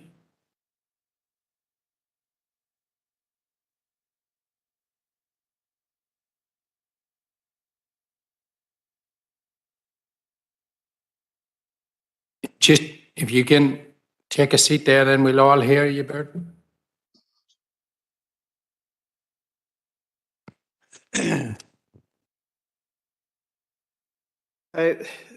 The applicant family were agricultural contractors. Sorry, Bert, just bring that mic up a little bit to you. There. That's it. The applicant family were agricultural contractors. Her father and her brother both died, and they were left with their machinery and their stock. They had no place to store the machinery other than these purpose-built cattle sheds. And the video that had been shown at one of the previous meetings showed the hay racks, the cattle troughs and all that were built in there. And these sheds are on slatted tanks for easily handling. Alison works at night in the bakery and farms during the day. Francis minds the stock and does the paperwork. Ploughing and cutting hay and hedge cutting is carried out by Alison. When the existing farmyard was built 30 or 40 years ago, tractors and lorries were on a much smaller scale. 3 or 4 tonne was classed at that time as a big load. Now the lorries are coming in with 40 tonne as a normal load, and it's totally impossible to service this yard.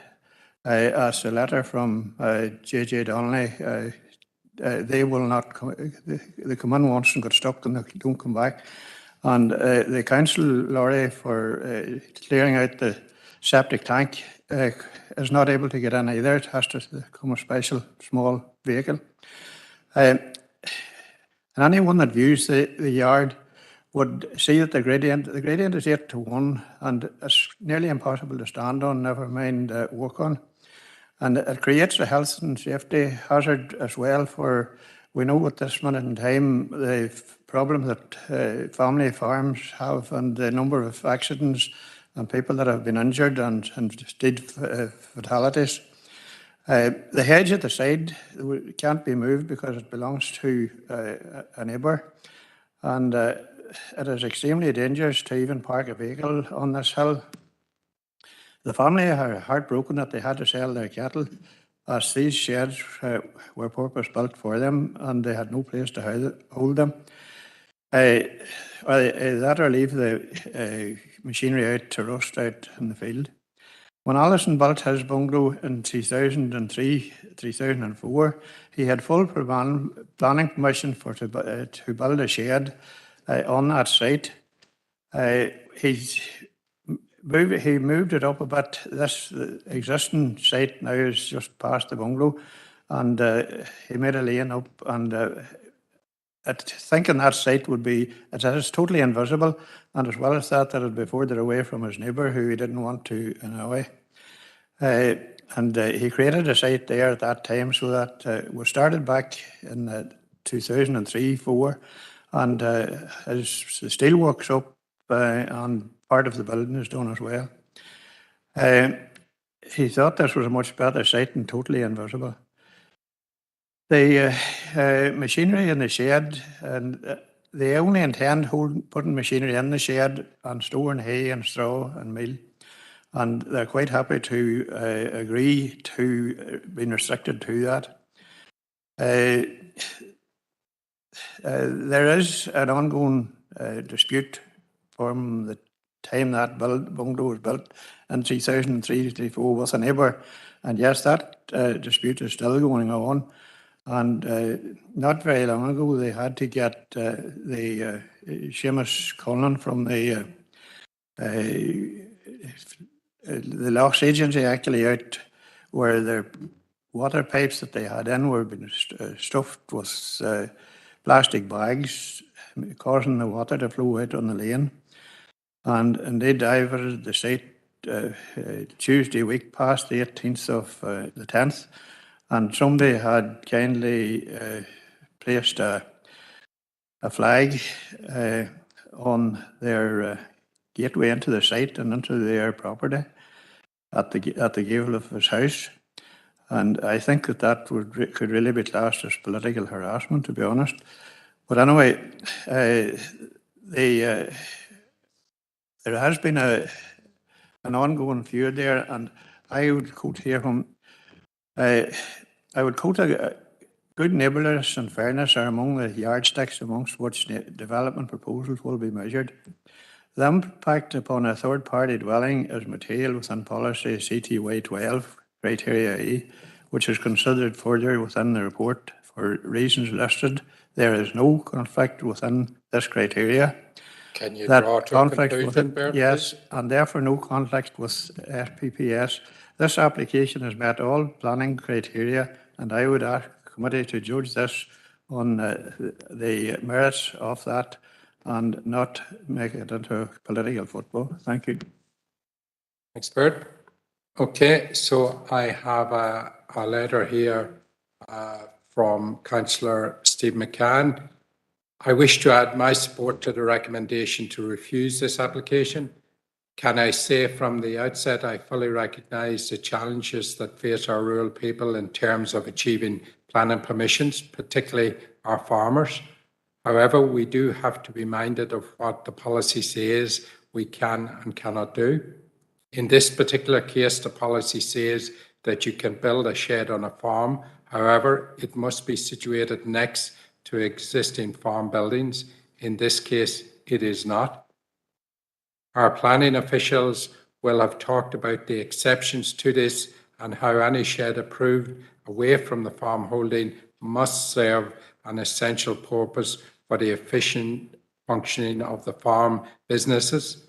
And whilst much has been said in relation to the purposes of this shed, it still has not been demonstrated that this shed is essential to the effective functioning of the farm in its current location. I feared that this committee would be setting a dangerous precedent if this application would be approved. Should this application be approved, we would be opening the floodgates for applications for similar farm buildings. How can we approve one shed which is clearly outside the policy and then turn down another similar proposal? Finally, in relation to the concerns of the objectors, they firmly believe that should this shed be approved, there will be sufficient impact on their daily lives. They are disappointed that the committee was minded to approve this application last month without giving due consideration to all of the information, and have informed me that they had considered a legal route had this recommendation been upheld. They encourage you to act within the planning policy and follow the guidance from officers and uphold the decision to refuse permission. And that's from Councillor Stephen McCann. Okay, Darren?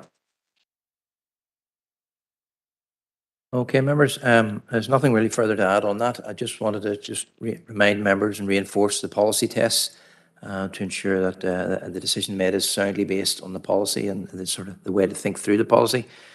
You'll note from the report, members, that the view of officers is that as it's a new building, there's no suitable existing buildings on the holding that can be used. The design is also sympathetic as well, so that's okay. But the proposal is not sited beside existing farm buildings. So that triggers the exception policy. And when you go into the exception policy, you're allowed to go for an alternative site away from existing farm buildings, provided there are no other sites available at another group of buildings in the holding. That's the first test. So the view of officers is there's nowhere available at the existing farm group due to the constraints on that site. So it meets the first initial test of the exceptions. The other reasons within the exception are that it must be demonstrated that it's essential for the efficient functioning of the business, or there are demonstrable health and safety reasons. It's an or, not an and. So you only have to show you meet one. So you can either be essential for the efficient functioning of the business, or you can say there are demonstrable health and safety reasons. You can also meet both if you want. But in your consideration and comments on that, officers, though, have an additional issue in that respect of the size of the building, in terms of the reason for the building. It's a considerable size. The farm itself is not a large farm. It's not an unduly busy farm. The P1C form says there's 40 to 50 ewes on the flock number. And the letter from the agent says since 2016, there's been 75 to 79 animals each year since 2016 to date. So again, that must be balanced against the need and the reason why this building is being presented to you for determination, the size of it, the scale of it, and the view of officers would be the two don't tally up, that this is a small, relatively small holding, looking at a very large shed, and that it's not within the context of the farm business. Okay. Thanks, Darren. John? Thank you. Obviously, if we've heard reference there to a letter from the merchant or the meal supplier. Can we be told what's in that, or well, it's all on the table. I think I had mentioned, I'd referred to it, and then the agent has gone through it in detail. I think Bert had also referred to it. So it basically says that they deliver feeds, and the laneway is that tight that they did one delivery in a normal delivery lorry, and they drove in and were concerned they were never going to get out, so they won't go back within that delivery lorry. Okay. Thank you.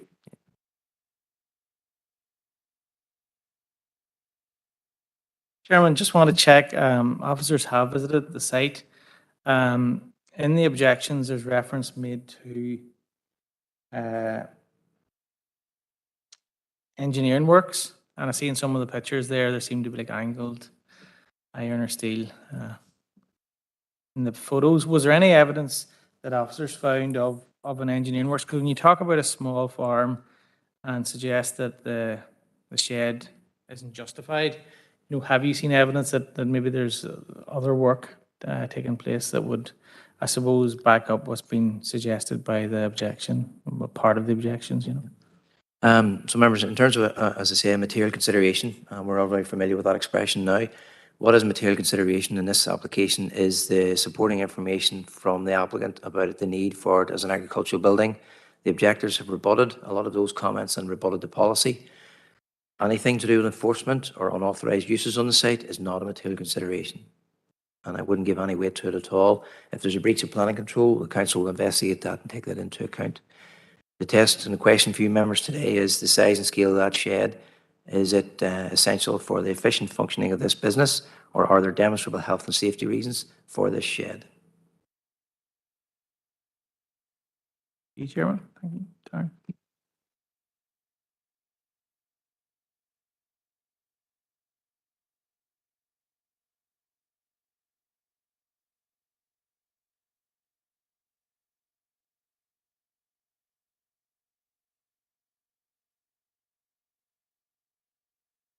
John? Yeah, I think as you yet again we're faced with the issue of the needs of an agricultural family and the needs of the residents living in the country, and to balance that out. I think there's clearly been demonstrated a financial need for the good care of the machinery and the storage of the foodstuffs, and also the initial delivery of the foodstuffs, to provide a small farm like that. It's going to be, the margins are so tight that it'll become financially unviable if you're going to be paying £500 or £600 extra on foodstuffs. I mean, 50 bales at £20 is extras, almost £1,000, and then the foodstuffs as well. You're running into, you take £1,500 or £1,600 off what you're going to make off 50 ewes. It isn't. That's going to make that farm unviable. If we put restrictions, as Bert had initially said, if we put restrictions that this is what the shed's only to be used for, I can't see them. They're not going to be taking meal up and down there every day. It's going to be once in a while that the lorry's delivering, probably once every 2 or 3 months. The machinery is only going to be out for particular purposes and then back in again. So I feel that there is an economic reason that we can set aside the policy in this time. So I'm going to recommend we go against the proposal and we pass this planning permission. Okay, can I before anybody else speaks, if you don't mind, members, so the policy test in terms of what the proposer's putting forward is that you consider it to be essential for the efficient functioning of the business. If you could just confirm that is... it's essential for the economic function of the business. So just to confirm, it is very important because there are third parties and we want to make sure it's a sound decision here. So I think that it's just purely on the economic. There's no... Can't see the health and safety. They've lived on that yard all their lives. They know the fall of the yard. I mean, that's something. I don't think that's the health and safety is the issue. I think it's just purely the economic, given the size of the farm, and so the size of machinery. When you put machinery into the shed, gaining access and stuff. I mean, I don't think the shed's particularly big for the storage of machinery. Anybody who works with machinery will know you need space around it to connect it, take it on and off machinery and stuff. So that's partly why you need the shed that bigger, to give you turning space for to safely use machinery, but and attach it and take it off, take implements off tractors. But I think it's purely for that size of a farm. If they don't do that, I don't think it'll be economically viable for them to continue farming the way they are. So that's purely the reason why.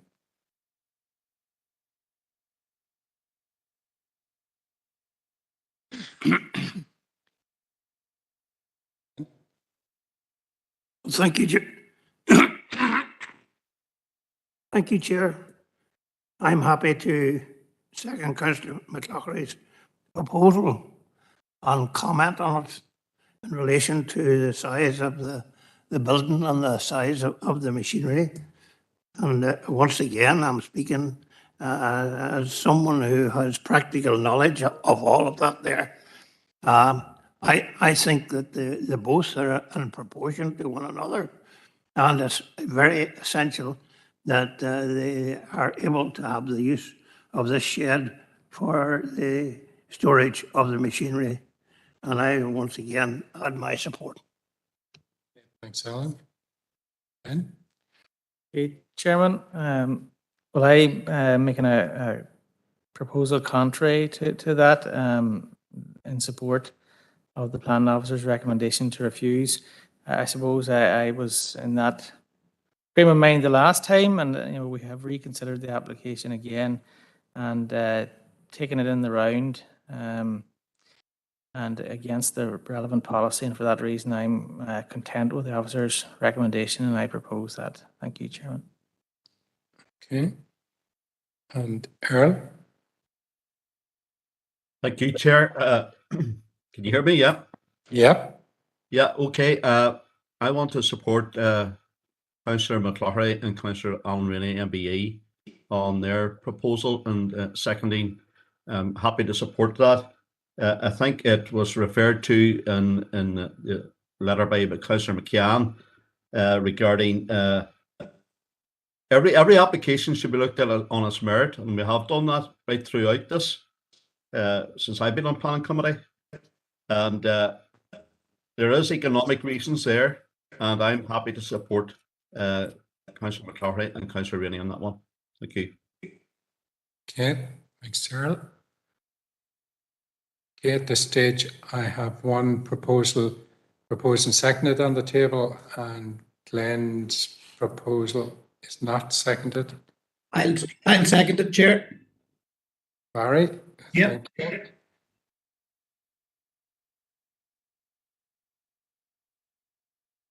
Okay, there's nobody else there, so me right here, Kim, I think it's the second proposal first one.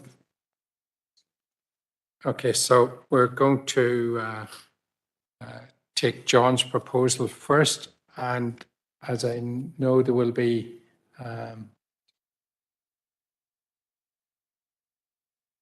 okay, can I just clarify, John, John Kyle, that you were present for the entire discussion?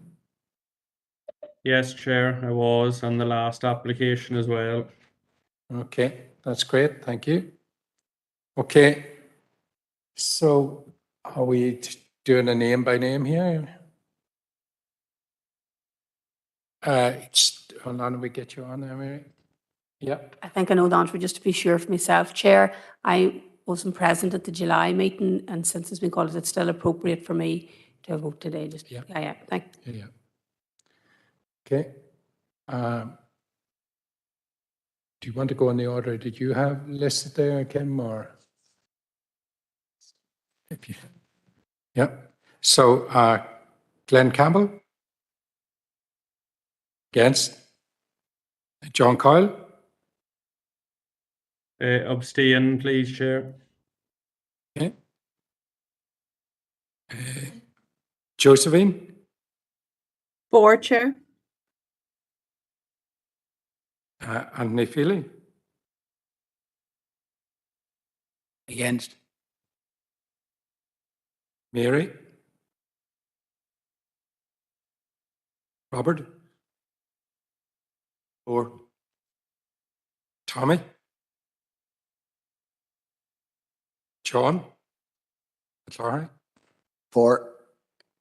Barry? Against? And myself against. Alan? For, Chair. Thank you. Paul? For. And Eric? For.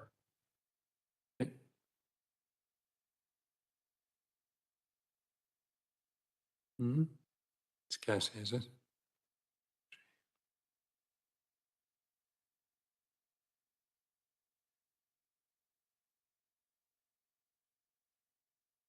Okay, so that's against. Casting votes used against.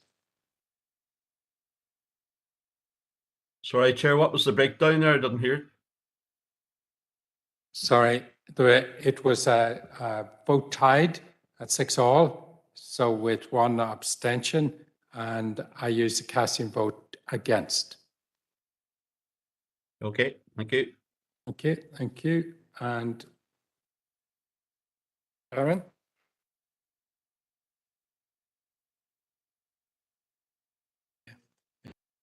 So, yep, so that once that is gone, it's a direct negative to put the other one. So it's all yours, sir. Okay, members, so the recommendation on LA 10, 2021-0042, the recommendation was to refuse planning permission for the two reasons. The committee has refused planning permission for the reasons within the report. Okay, members, that's that. And thank David. Bert. Thank you. We're going to move on now to application number 9, and that is LA 10 2022, and that is 0463.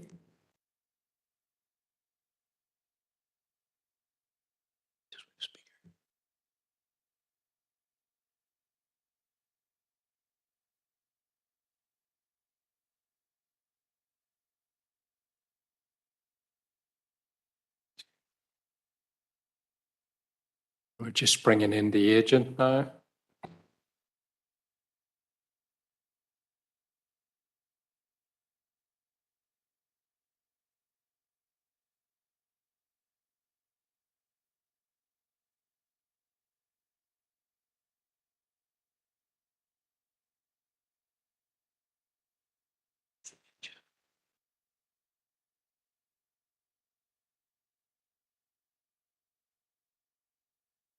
Okay, Darren?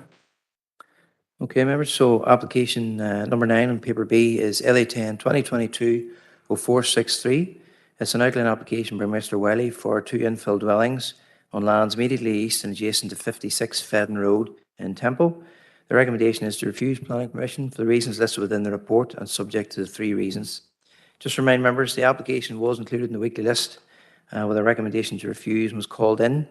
At the meeting in June, the committee agreed to unanimously refuse the application. This decision was called in, and the decision of the ad hoc committee unanimously was to refer the decision back to the decision maker, i.e. the planning committee, for consideration.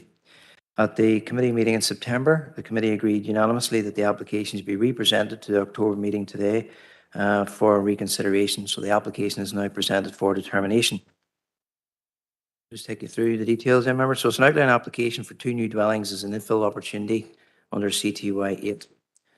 So the red line, the application site then, you can see on the screen with the additional lands in and the control of the applicant in blue. And if we just overlay that then onto the aerial photograph, you can see the red line of the application site and the site then identified with the additional lands in blue within the control of the applicant. You can also see then the properties at either end, number 56 and number 60.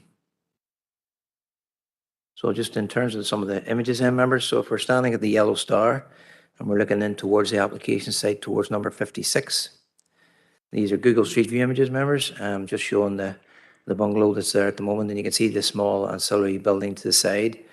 The 2 buildings taken together are considered to have a frontage to the road, and there's 2 of them there, which is material to the application. We then move past the bungalow and standing at the corner of the site looking in towards the application site, so the yellow star. Again, just another Google Street View image showing the site, and you can see there the field identified on the slide. And as you just move along the road then, looking further along the field, you come along then, you get to the lane and you're standing at the road looking down the lane. And you can see then the field on the other side of the lane.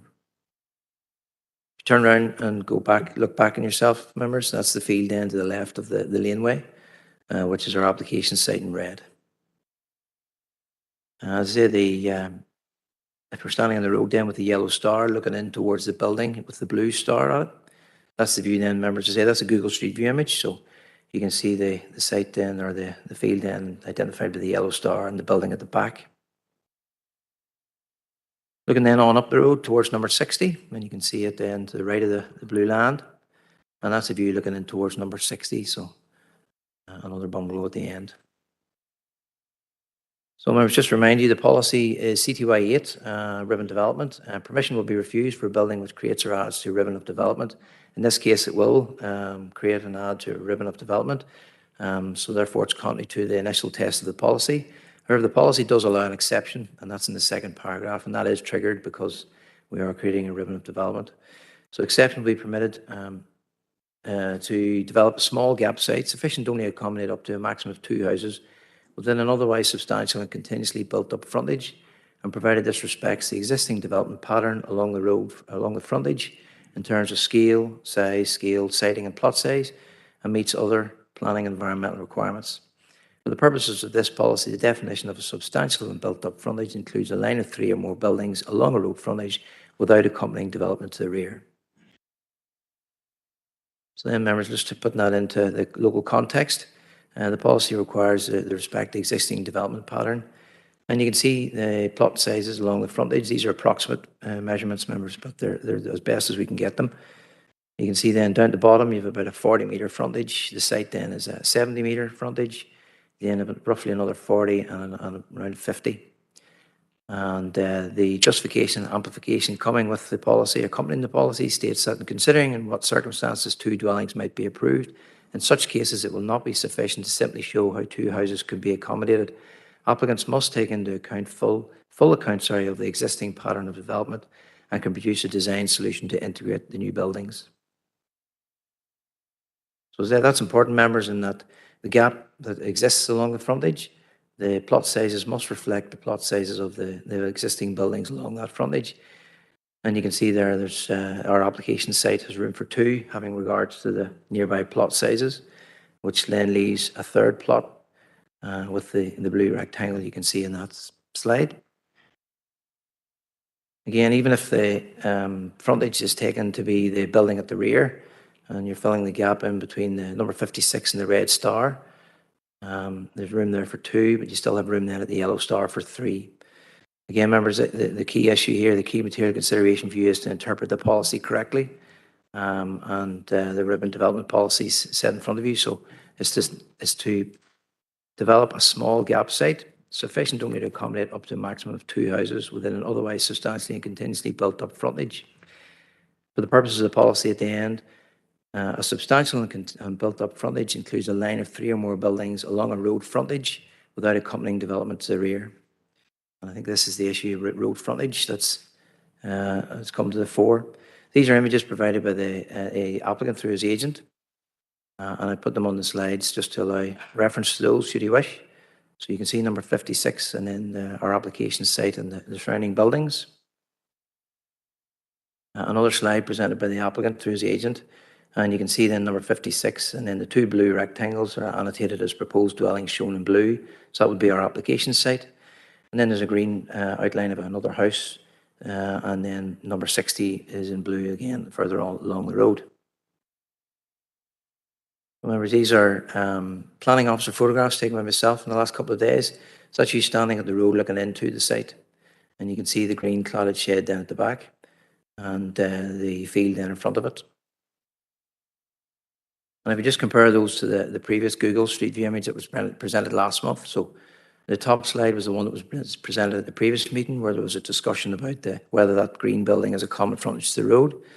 And you can see the image there in the top from taking Google Street View, and then the planning officer photograph taken by myself in the last couple of days in the bottom. And you can see then the field remains a green grass field. And there's a new fence line that's gone along the right-hand side over beside the existing dwelling. But between the green cladded shed and the road, there really has been little change. The agent then is going to do a presentation, members, so I'll come on to that in a second, but if you just go forward to the reasons for refusal. So we have 3 reasons for refusal, members, and the recommendation is to refuse the application for those 3 reasons.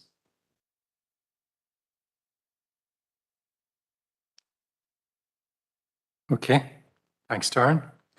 And now, Brendan, you have your opportunity. You have the applicant. Is the applicant? Sorry, Chair. The applicant drives an SALB bus and he is unable to be here at this time. He was here earlier, but kids need to get left home from school and from swimming. So they do. Am I good to go? You good to go? Yeah. Before I begin, I just want to clarify the new fence that Darren has alluded to there a second ago is actually an electric fence used to stop cattle or sheep grazing the whole field at one time. It's completely portable. It's not a fixed structure. Okay, folks, why are the planning committee back considering the application? You're considering the application as the photos, the maps, and the accompanying commentary presented to you during the June planning committee by the planning department. Some of them were factually incorrect and they may have misled the committee. The applicant has used the relevant channels within the council to have the application reheard by the planning committee. And the photos used by the planning committee during the June planning committee hearing to bolster their recommendation to refuse the application are or were out of date, and they don't reflect the situation on the ground. And I note that some of them have been used again today. If I can move on to map 1 of my presentation, please. Okay, so map 1 shows the application site in the immediate area. The curtilage of 56 and 60 are hatched purple and blue respectively. The green agricultural shed, which is central to the consideration of this application, is outlined green, and its curtilage, or the field in which the shed sits, is hatched black. The application site is outlined red, and the 2 hypothetical houses for which we seek approval are shown blue. Number 56, its garage, the agri shed, and number 60 make up a ribbon of development consisting of 4 buildings. During the June committee hearing, and for reasons that haven't been made clear, the planning department used several out-of-date Google images which showed a former fence running between the agri shed and the field, which extends to meet Fedden Road. And can we have photograph number 1, please, which is my next slide? So photo 1 was displayed on several occasions, and it was displayed again today. And as you will see, it shows a fence running between the green shed and the field, which meets Fedden Road. So we move on. When does a building have a common frontage with a road? A building has a common frontage with a road when the curtilage of the building, or if you want to say the land upon which it sits, extends to meet the road. And this approach or definition is widely accepted by the planning departments in all 11 councils in Northern Ireland and by the PAC.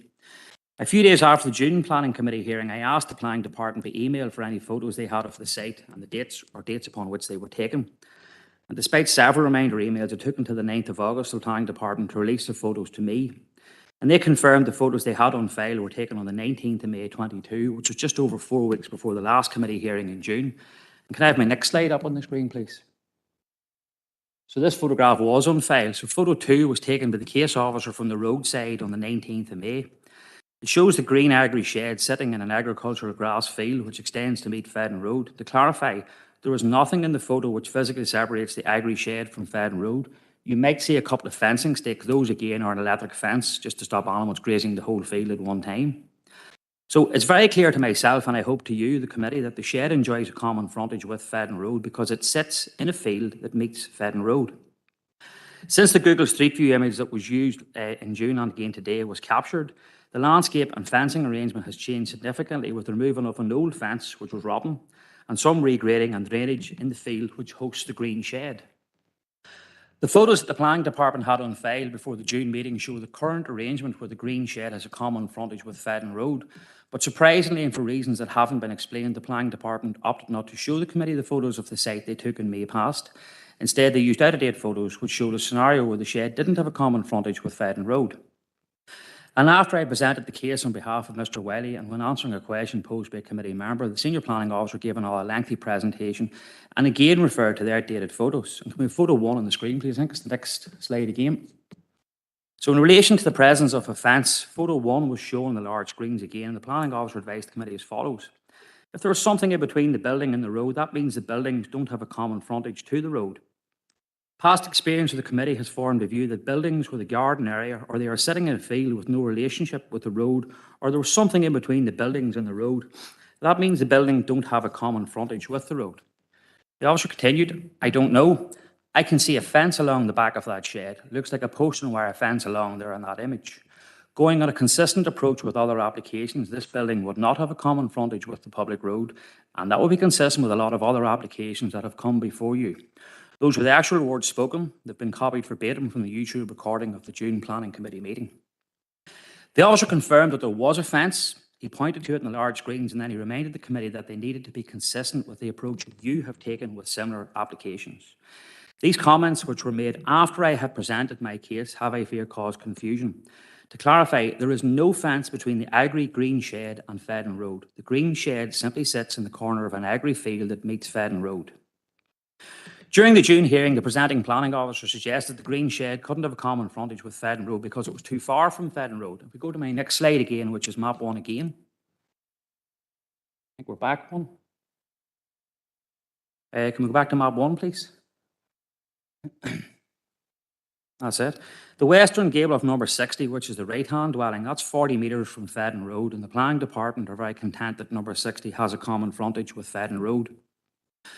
The southernmost corner of the green shed sits 47 metres from Fedden Road, so that's just 7 metres or approximately 21 feet more than the western gable of number 60. Policy CTY8 contains absolutely no text that suggests that a dwelling 40 metres from a road can have a common frontage, but a shed 47 metres from a road can't have a common frontage. Similarly, Policy CTY8 contains no text that suggests there would be any difference between an agri shed in the corner of an agri field and a dwelling sitting within its garden. And this is backed up by the fact that countless infill dwellings have been approved throughout Northern Ireland in situations where an agri shed has been one of the 3 buildings required to make up a substantial and built-up frontage of development. So perhaps the committee in conversation might ask the planning department to point to the text in CTY8 that distinguishes between a shed and a dwelling. So we can move on to map 2, please. That's it, yeah. The hypothetical third dwelling. The planning department have taken the view that the gap between 56 and 60 is large enough for 3 dwellings, as a third dwelling could be sited in the area in front of the green shed. So map 2 was shown to you by the planning department in the June committee hearing and again today. It also shows the line of the former fence which has been removed. Presenting officer advised you that a third dwelling could be built in front of the green shed as the shed didn't have a common frontage with Fedden Road. Can we have policy CTY8, please? I think it's the next slide. Yeah, I'm sure you're sick looking at it, folks. The definition of substantial and built-up frontage in CTY 8 is given as follows, and the highlighted text advises, for the purposes of this policy, the definition of a substantial and built-up frontage includes a line of 3 or more buildings along a road frontage without accompanying development to the rear. The last 5 words are very important. They say without accompanying development to the rear. To put it very simply, the policy prevents a landowner from obtaining approval for a building in front of another building. A dwelling can't be improved in front of the green shed because the shed would be considered as accompanying development to the rear. There is no gap between the application site and number 60 because the green agri shed already fills the gap. To clarify, the only gap on the frontage is the application site, which sits within a frontage of 4 buildings. The Planning Department's contention that a new dwelling could be approved in front of the green shed represents what I think is a perverse view of policy. Takes no account of the accompanying development to the rear and tries to differentiate between dwellings and sheds when the policy refers only to buildings.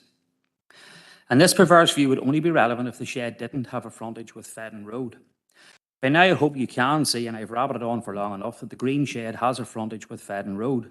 And that being the case, there is no current planning policy that would facilitate approval of a dwelling in the field between the shed and Fedden Road. So before I finish, I want to say this is not the cut and dried refusal reason the Planning Department might have you believe it is. If it was cut and dried, the Planning Department would have been more than happy to use their own photos and up-to-date maps. They would also be happy to confirm to you that there was no fence between the agri shed and Fedden Road. Folks, the Planning Department, what we can agree on, the Planning Department are content with this application in terms of size, scale, siting, plot size, and they have no concerns regarding integration. The application site is the only gap within a frontage of 4 buildings comprising of 2 dwellings, a domestic garage and an agri shed. Each of the 4 buildings has a common frontage to Fedden Road. And finally, folks, I'd like to thank the Council for arranging to have the application to be reconsidered, for allowing me to speak again in support, and I'd like to thank you for listening and for your continued consideration, and I'm more than happy to take any questions. Thank you, Chair. Okay, thanks, Brendan.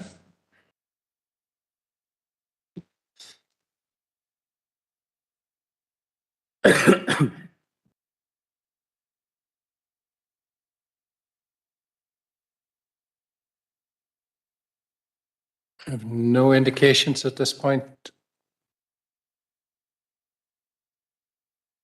Any questions? So, sounds like you have explained all very clearly, Brendan. Okay, no questions. No, thank you. We have now representation by Tom Elliott in support of the application. Tom. Hi, Chairman. You're okay? Okay, Chairman, can you hear me? Yep, got you, Tom. Go ahead. Thank you, Chair and Planning Committee. Just very briefly, I did make representation when this was in front of you before. And just to say that this family have lived in the area for generations, and obviously it's for family homes that they require these buildings or all these dwellings.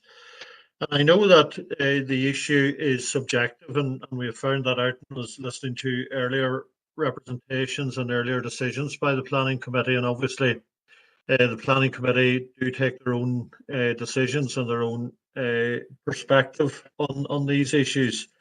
So quite clearly in this case, I would reiterate the point that there is no substantial fence or other structure in front of the cladded building. So it is actually road frontage. And I would refer you to 5.33 of CTY 8, which does say that a ribbon does not necessarily have to be served by individual accesses, nor have a continuous or uniform building line. Buildings sited back, staggered, or at angles, and with gaps between them can still represent ribbon development.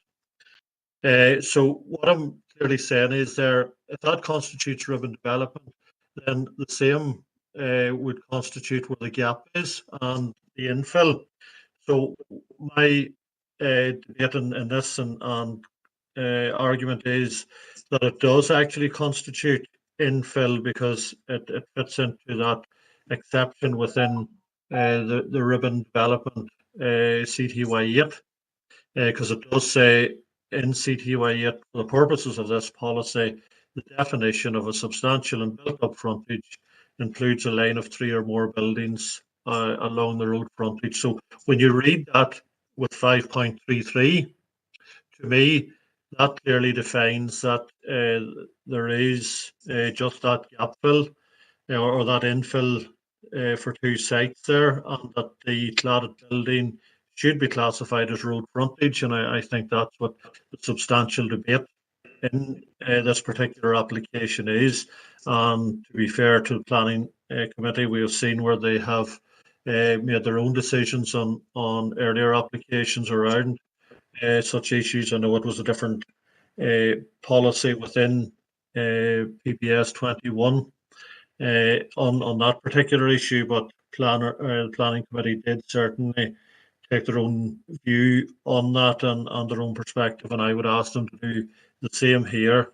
And just to again reiterate, there is not any permanent fixture in front of that cladded building between that and the road, except for the roadside fence. So that's all from me, Chair, and committee, and thank you very much. Okay, thanks, Tom.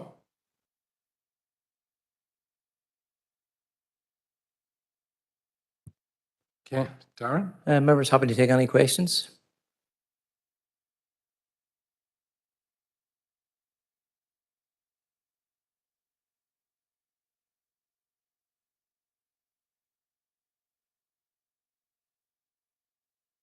Thanks, Chair. It's an interesting one in that normally when we see a backset building, I'll use the word correctly rather than a dwelling, it doesn't necessarily constitute frontage to the road running along. But this, I think, is an interesting one in that it's a grazed field, but there's no break between the road, Feddens Road, and the building. The building's quite substantial. And I think, Darren, if you could throw up maybe a road view of the building. Aerial one or a? Well, an aerial one and then followed by a street view, if you wouldn't mind, please.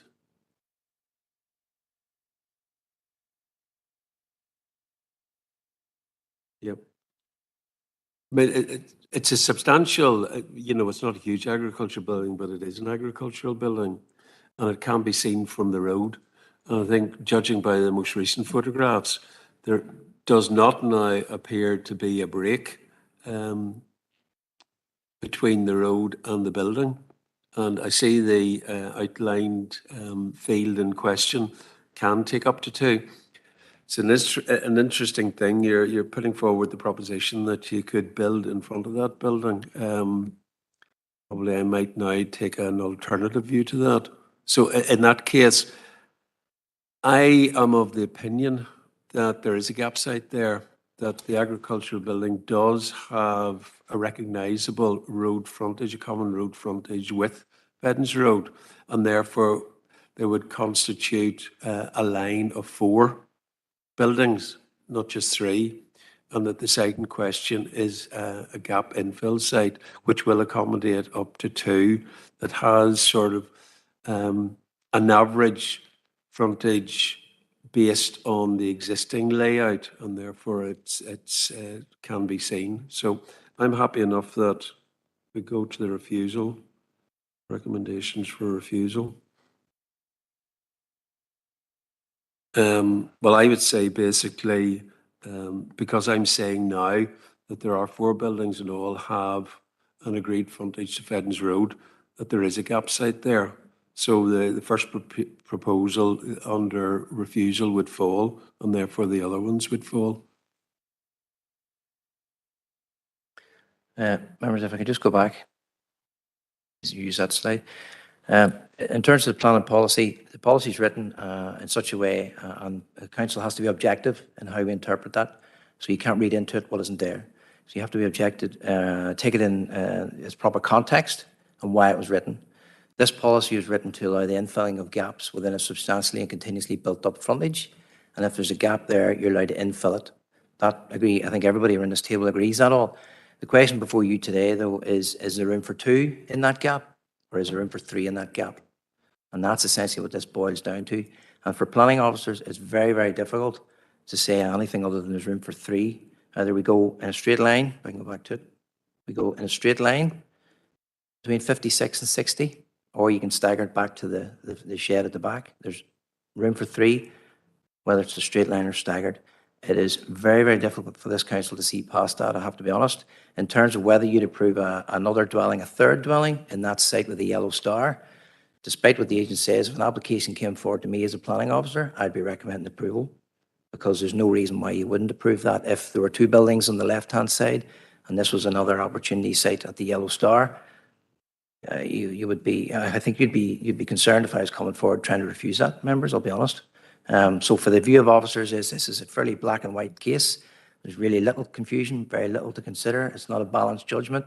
Between 56 and 60, there's room for 3. Well, obviously, I think now there's shades of grey rather than black and white, and that's what I have said. It's an interesting one, I think, with an established building there, that if somebody came along and said, can I plank a house in front of it? That, again, is opinion, it's not fact. Therefore, I'm standing with my proposal to go against the officer's recommendation and go for an approval. Okay. Thanks, Paul. Yeah, thanks, Chair. And members, I suppose I'd just like to, or some question and maybe make a few points. I'm very content that members weren't misled at the June committee meeting. The existence of a fence, whether it's there or where it's not, is not the determinant factor of whether that building will have a frontage to the road or not.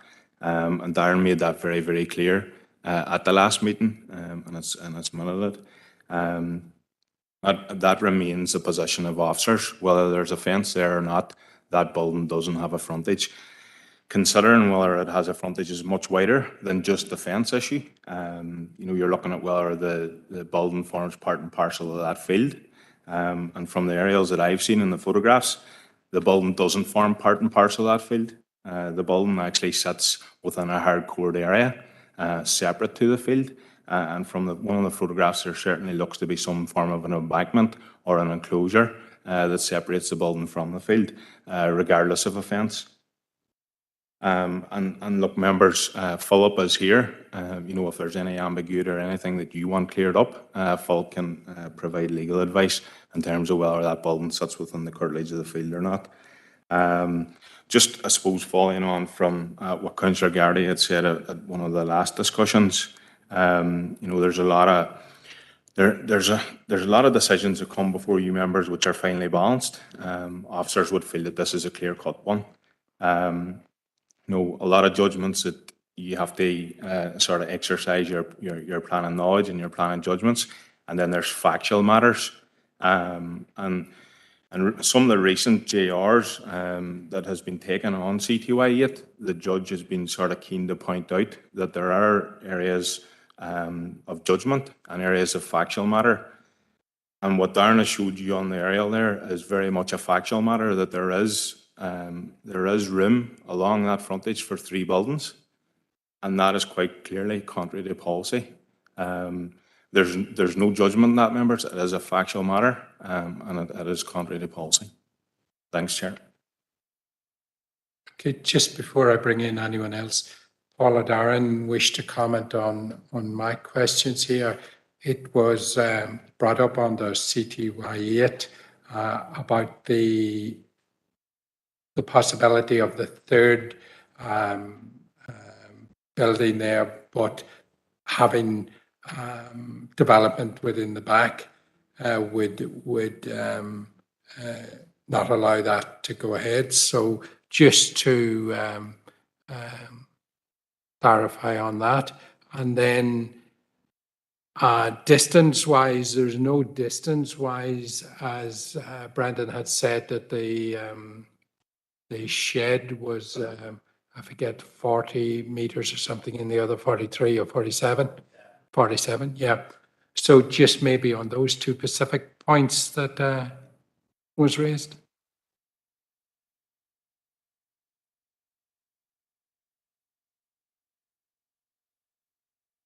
So, I'll go back to this slide again. As I keep going back to it, because it's a picture tells 1,000 words. In terms of the questions about whether you get an approval on that site with the yellow star, the agent has put forward a case that you wouldn't get approval for a house on that site. as I said, as a planning officer sitting here today interpreting plan policy, if an application came forward on that site and there was buildings built in the blue, then that would be approved. There would be no issue with that. We would not want to refuse it, nor would I'd like to see officers approaching it that way. I know you certainly as a committee encourage development in the countryside where it meets policy. In that case there, we would not come before you with a refusal. No, fair enough. Could you just address those last 5 words along the bottom of that, without accompanying development to the rear? Well, there's nothing to the rear. The shed is over to the left-hand side of it. You know, there's nothing between that shed and that house. You know, I wouldn't want to sit here and try and argue that there is development to the rear, because you would raise your eyebrows at me. So, you know, we would not be sitting here today at a committee with an application trying to refuse it, saying there's development to the rear there, because I know your approach and I know how you would feel. And as an officer, I wouldn't come before you, nor would I let another officer do that. So certainly no way would we try even to refuse an application on that basis. That's In fair. terms of the distance, you mentioned about the 47 metres. The distance is not the key thing here, members. The distance is not important in terms of whether it's 40, 47 or whatever. The key question is, what is the gap and where is the gap? And can you put 2 houses into a small gap, which is what the policy says, a small gap sufficient only to accommodate up to a maximum of 2 houses. Okay, fair enough. Thank you, Darren, for that clarification. Have I any other questions or comments? Tommy?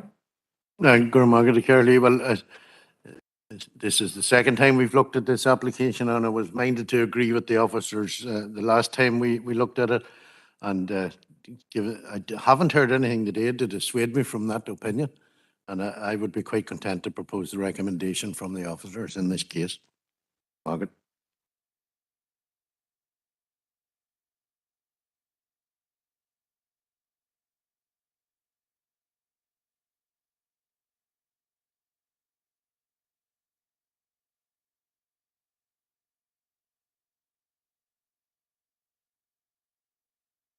Mary? Thank you, Chair. And notwithstanding all we've heard and trying to look at everything as objectively we can, I'd have to agree with Councillor Maguire and the officers in this one. I do appreciate it. And Darren has alluded, we want to give people planning where we can. But it's too strong of a case for the council and it'd be a difficult one. We also must remember unanimously, we agreed with this before. And as Councillor Maguire said, I don't think there's anything hugely different.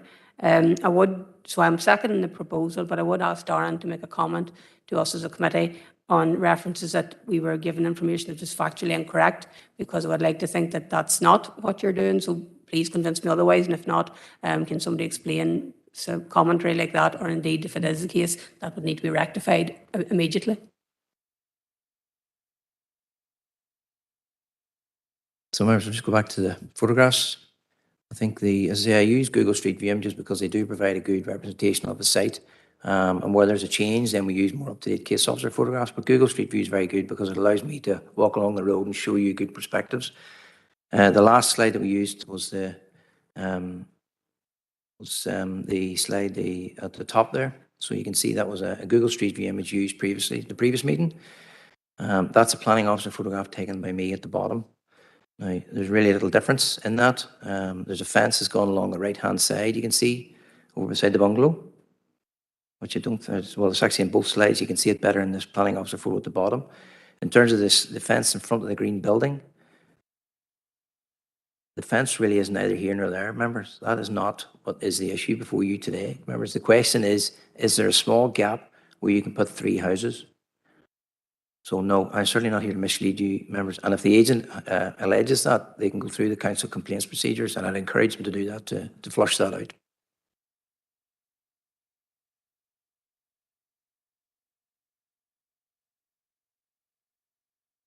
Okay, I at this point have the proposal to go along with the officer's recommendation proposed by Tommy and seconded by Mary.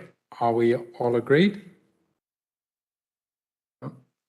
Okay, we get a list here.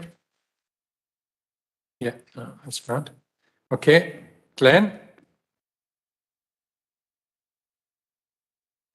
And John Coyle? 4. Josephine? 4, Chair. Anthony? Abstain. Mary? Robert? Tommy? John McLaren? Against.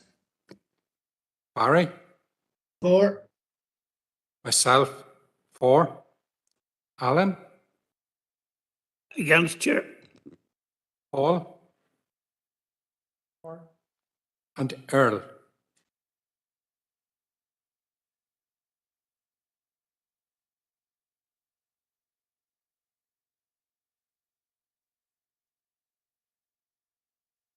Okay.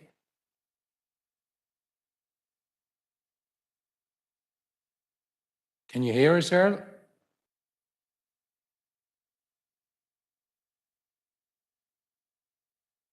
I think he's having technically difficulties, Chair. He is. Okay, so he's not here. Okay. So that was 8 for, 3 against, and 1 abstaining.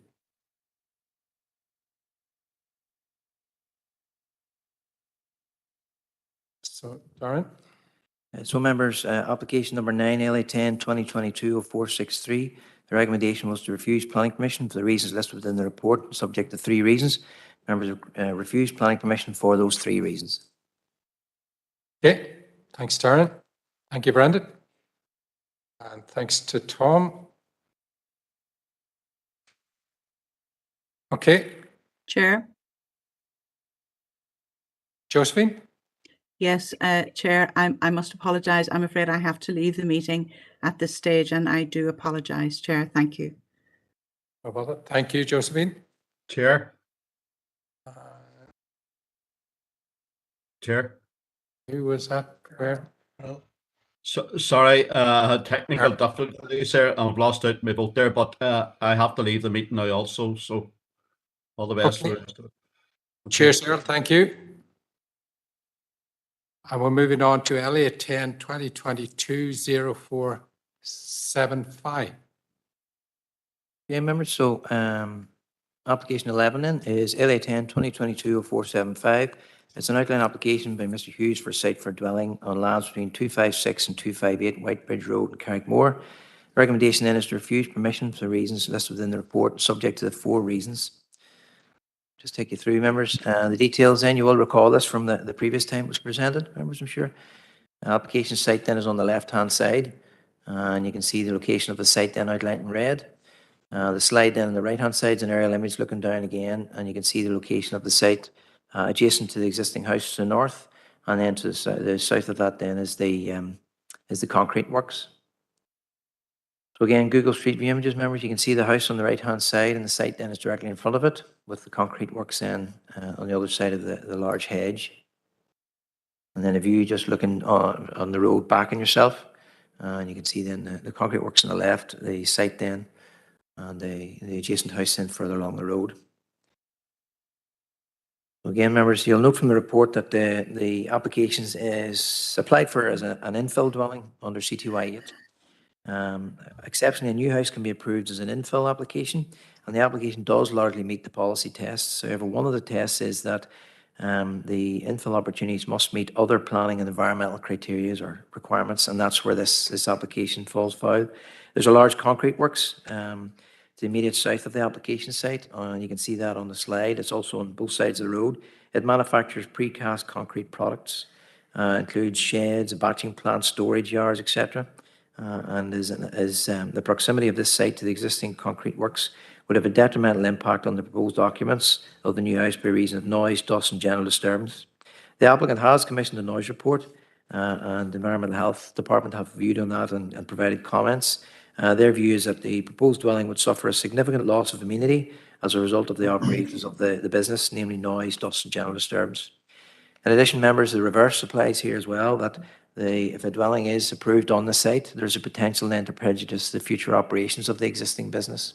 So not only will the business affect the occupants, the occupants could affect the business as well. The site was subject to previous application, LA 10 2020-0053, which was refused by the committee for the very same reasons, but this was withdrawn prior to the issuing of the decision. Just to advise members, there was an objection under the 53 application, the previous one, from the adjacent business, but I put on record there are no objections to this application from the business. Nonetheless, the issues raised do remain material, and the recommendation to refuse is put forward to you for good reasons. So that's the Concrete Works members. Now, the applicant has put forward, I'm sure he'll come on to it in his comments, and he can refer back to these if he wants. The applicant has provided information seeking to mitigate against the noise from the Concrete Works. So the left-hand slide, the yellow star shows a proposed dwelling with the garage to the side of it, and then a 2-metre high block screen wall along the areas in red. There'll be then a planting buffer between the edge of the garden area and the concrete business to the south, on the other side of the laneway. The slide on the right then shows the approximate location of the house with the planting buffer then along this side. However, the mitigation proposed does not overcome the issues that remain significant and substantial, and the application is recommended for refusal for 4 reasons. But as I say, members, there's essentially 3 reasons. There's the impact of the Concrete Works on the neighbour, the impact of the neighbours on the Concrete Works, and then CTY1 and in terms of the overriding policy reasons. Okay, thanks, Darren. And we have Aidan Begley and Rory Hughes, the applicant and the agent, both with us online, have we? Hello, yeah. Okay, you have 10 minutes between you, so the floor is yours. I'll let Rory go first there, sure.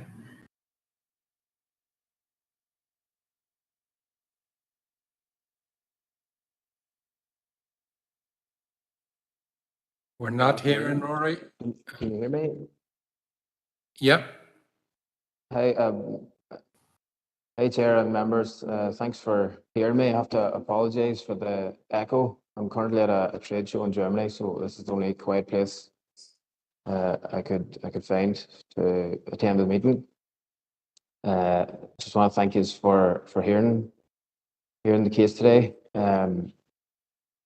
I just want to say that I've lived beside the Concrete Works for 30 years, and there's never been an issue with noise, dust, and disturbance. I'd like to just point out that there currently is no measure for dust levels. You know, to do a test to see what the dust levels would be like. In my opinion, if the dust levels were catastrophic, then it would be the business's obligation to control their dust. The health and I don't believe that the employees require, you know, breathing apparatus for their, you know, they spend all day on that site.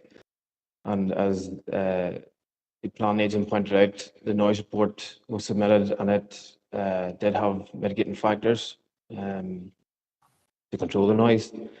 As for the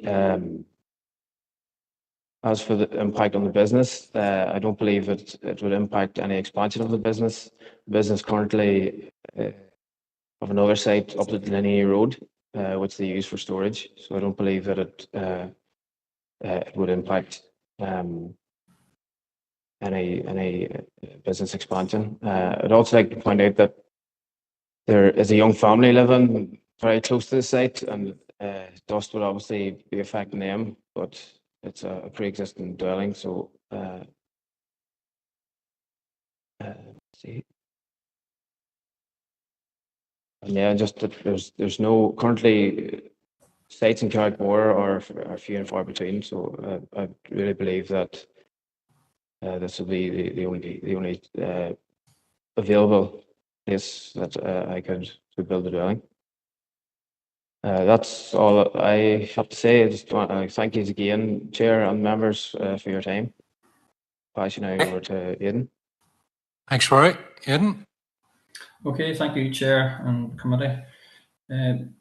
Just members, I suppose, should be aware of the following. The batching plant is located approximately 100 metres away from the proposed siting of the dwelling, with a large intervening shed, external storage area, and mature coniferous tree line. The site sits considerably lower than the concrete works. There have been no objections to this application, as Darren has stated. There have been no objections to environmental health to date in regards noise nor dust from surrounding neighbours. The applicant knows the situation, it exists, and he has stated that he is content to proceed in the knowledge, having lived beside the business all his life. The concrete works operate in a very well maintained and well run fashion. Most storage, including loading and unloading, takes place on the opposite side of the road away from the site. Almost all the works adjacent or close to the site is done within the sheds, thus providing extra noise and dust attenuation. In regards noise, the applicant employed a professional noise consultant to carry out a noise assessment. This assessment concludes stating that following the implementation of screening measures, appropriate facade, glazing and alternative ventilation system, it is considered possible to provide an internal and external living environment compatible with the guidance provided in BS 4142, BS 8233 and the WHO guidelines. Therefore, this should be acceptable to environmental health and planning and not used as a reason for refusal. In regards to dust, the owner maintains a very tidy yard, and according to the applicant, the yard is sprayed with water frequently during the dry spells to control dust at source. There is a blow-off pipe on the batching plant which blows excess dust into a water tank to control the dust at source. Most businesses are required to carry out measures to control noise, dust in line with their health and safety and environmental policies. Dust is clearly not an issue on this site, and a visual inspection of the trees, hedge and grassland will confirm, as there is no sign of dust residue on them. The applicant has clearly stated that he is not aware of any dust issues, and the fact there have been no objections to environmental health verifies this, and that this business is very considerate to its neighbours by controlling dust at source. General disturbance is a loose term added by planning. There isn't a property in the countryside that doesn't have some form of disturbance when you factor in agricultural activities and roads surrounding sites. Planning Service have asked that consideration be given to policy PED8 of PPS4. This policy is concerned with development that may be considered incompatible with economic development uses. Much of this policy relates to certain industrial uses that may, by their nature, need to maintain certain environments such as contaminant-free from food processing or life sciences, and how another industrial operation proposed may jeopardize their existence. The policy does go on to specifically reference housing and how an existing operation may have adverse impacts on adjacent land. As determined already, this is not the case. Already, adjacent properties have no issues in terms of the existing business, with no evidence of excessive or nuisance causing dust on the site or surrounding land. It is argued that the policy is more geared towards a situation where a site of houses would be constructed and buyers of the houses could find themselves in a situation where they experience unforeseen disturbances resulting in complaints to statutory authorities. This proposal for a one-off dwelling in a situation where the applicant is fully aware of the environment around him is not considered to be of issue. In conclusion, there is no existing issue with the business or its operation. No complaints have arisen largely due to the fact that it is a well-run and maintained operation. Dust is not an issue, and this can be seen quite clearly by visual inspection of trees, bushes, hedging and grassland adjacent to and on the site boundary. Noise, as detailed within the report, is at an acceptable level, and while the applicant is content in his very localised knowledge that this business will not cause him any impact, the construction of one dwelling on this site will not have impacts on business and not lead to any costly new requirements or restrictions being placed on this business as a consequence of PED8. Finally, thank you, Committee and Chair, for giving me the opportunity to present this case. Okay, thanks, Aidan. Have we any questions?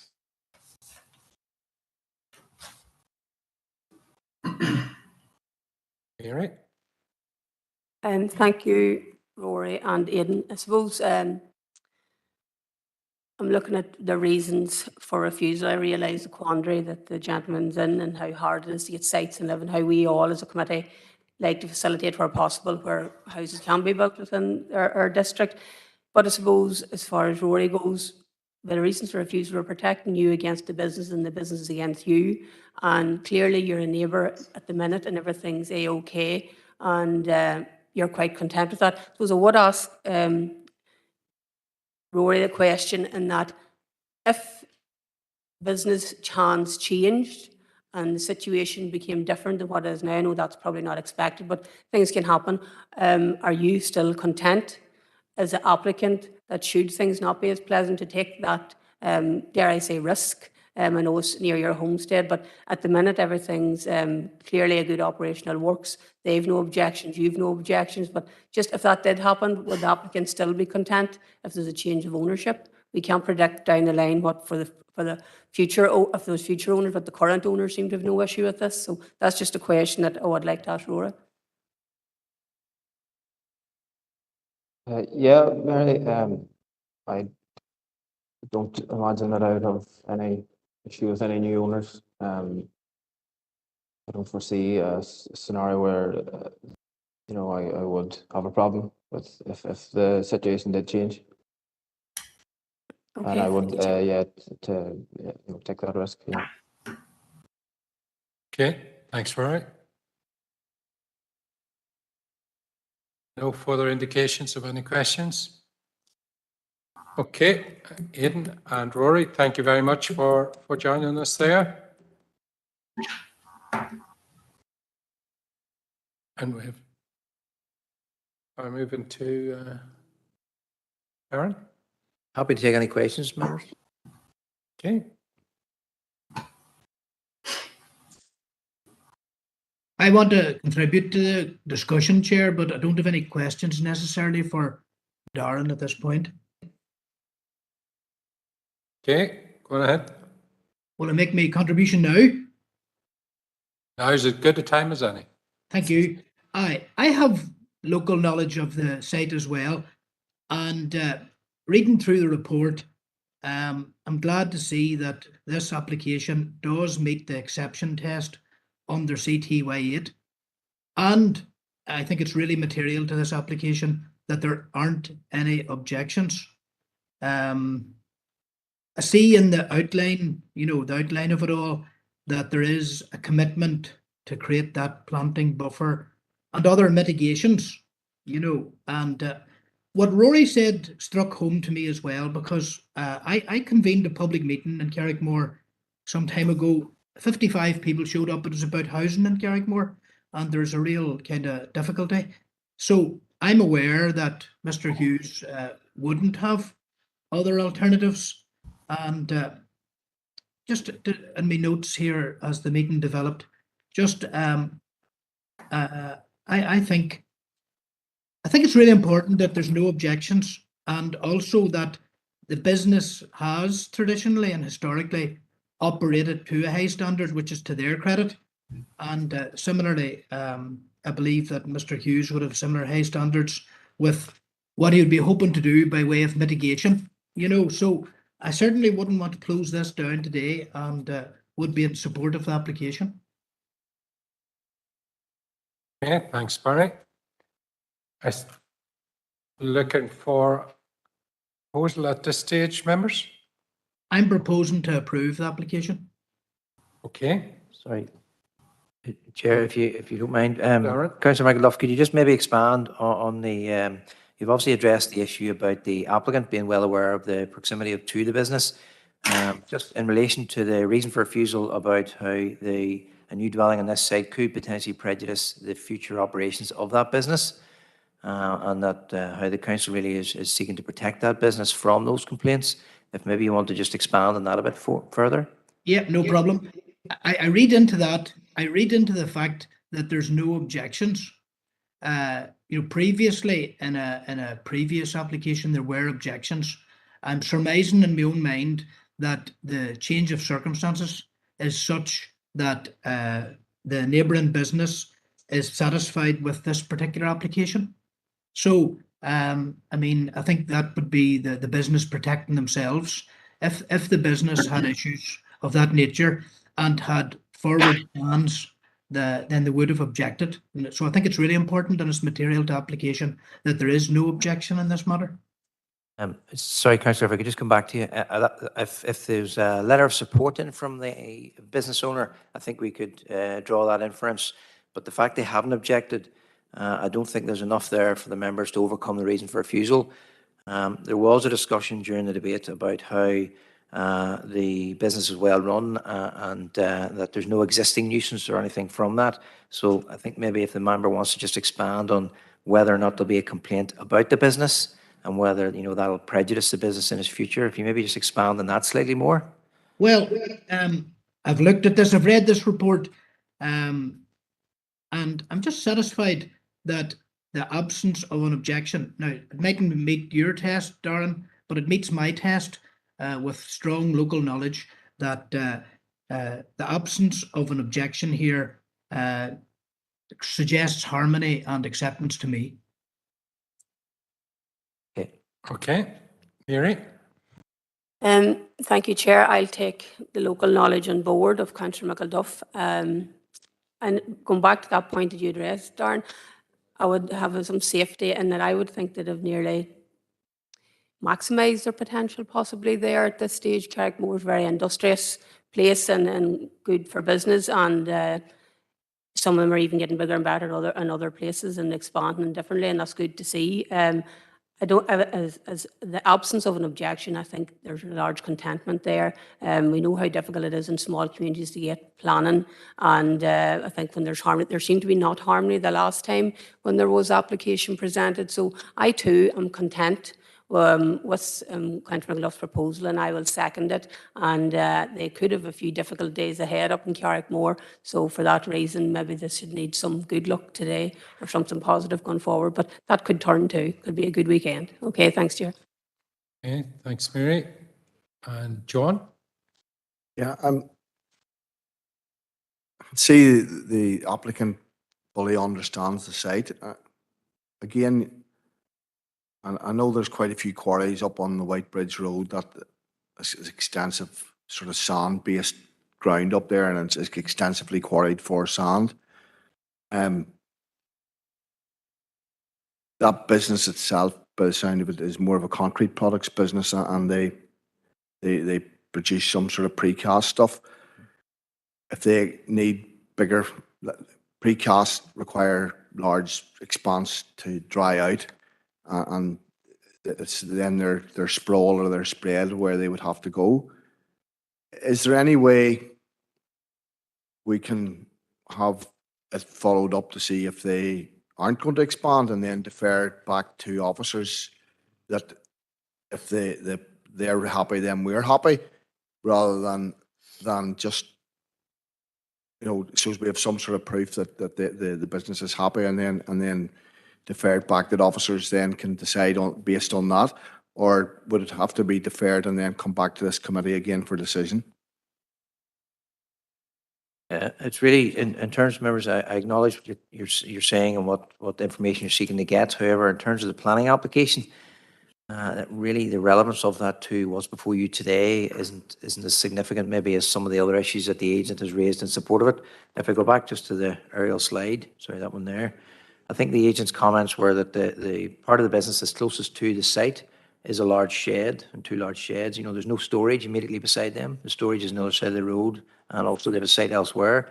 And they were making the point, I think, that the noise and the dust and the nuisance that may come from the site won't be coming from the closest part of the business.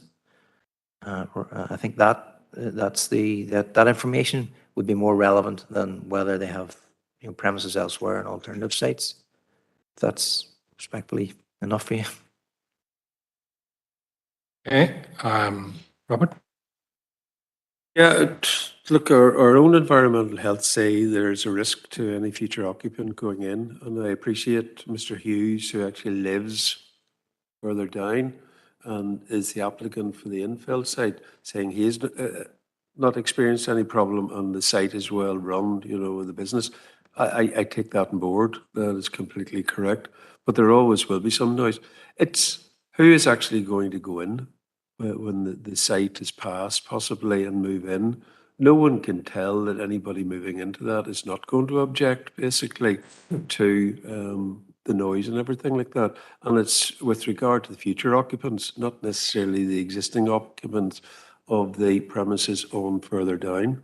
And any premises wants to expand, so it's hard to know what's going on. So I think there is an issue, and our own specialists have said there is a problem for any future occupants. So I take that on board. Thanks. Anthony? Thanks, Chair. Yeah, and I just want to make a comment, one question for Darren.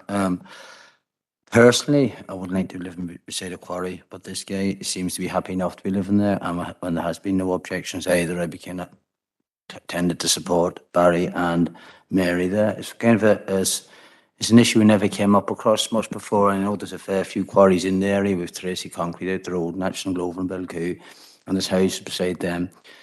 Was there ever any complaint from them quarries, Darren, or did you ever hear anything historically before that? It's just kind of a thought, you know. Did we come across before? Sorry, members, just to be clear, Councillor, this is not beside a quarry. This is a concreting works.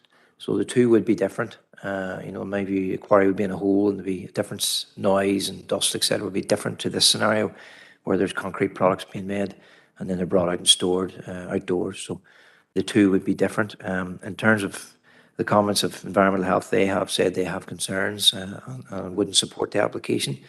You have to balance that against what the applicant's saying, and that he's happy to live there and all of those things. The other comments about the noise and the dust and the proximity of the business and the nuisances that may come about it is balancing that all together. But just as the councillor said, we as a council have no control over this. This could be sold in the morning and who knows who moves in there, and that's one of the difficulties. Okay, thanks, Darren. Okay, I'm not seeing any other indications, so I have on the table at the moment proposed by Barry and seconded by Mary that we approve this site. Are we all agreed? Okay.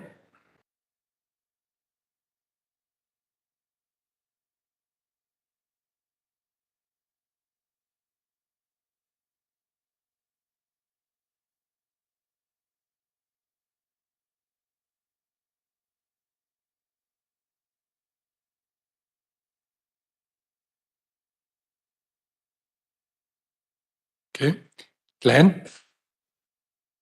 For Chairman. John Coyne? For. Josephine? Gone. Anthony? Indeed. For. Thank you. Mary is for. Robert? Tommy? John Mallory? Barry? For. Myself for. Alan?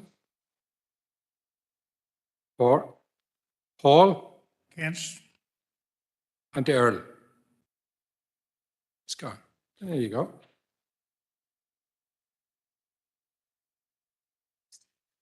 Okay, 8 for, none against, and 1 abstaining. 2 against, sorry, and 1 abstain. So that's passed.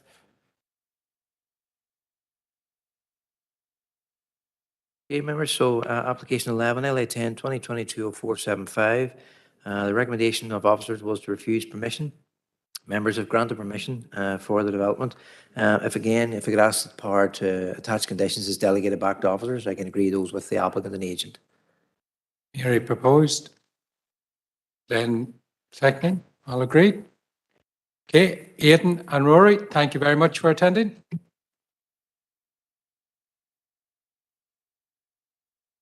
Okay, we're going on to agenda item number 9, and that's a report on the proposed validation checklist for planning application submissions. Who's taking that, Paul? Chair, apologies for having to leave, and it's very important. Thank you very much. Thank you.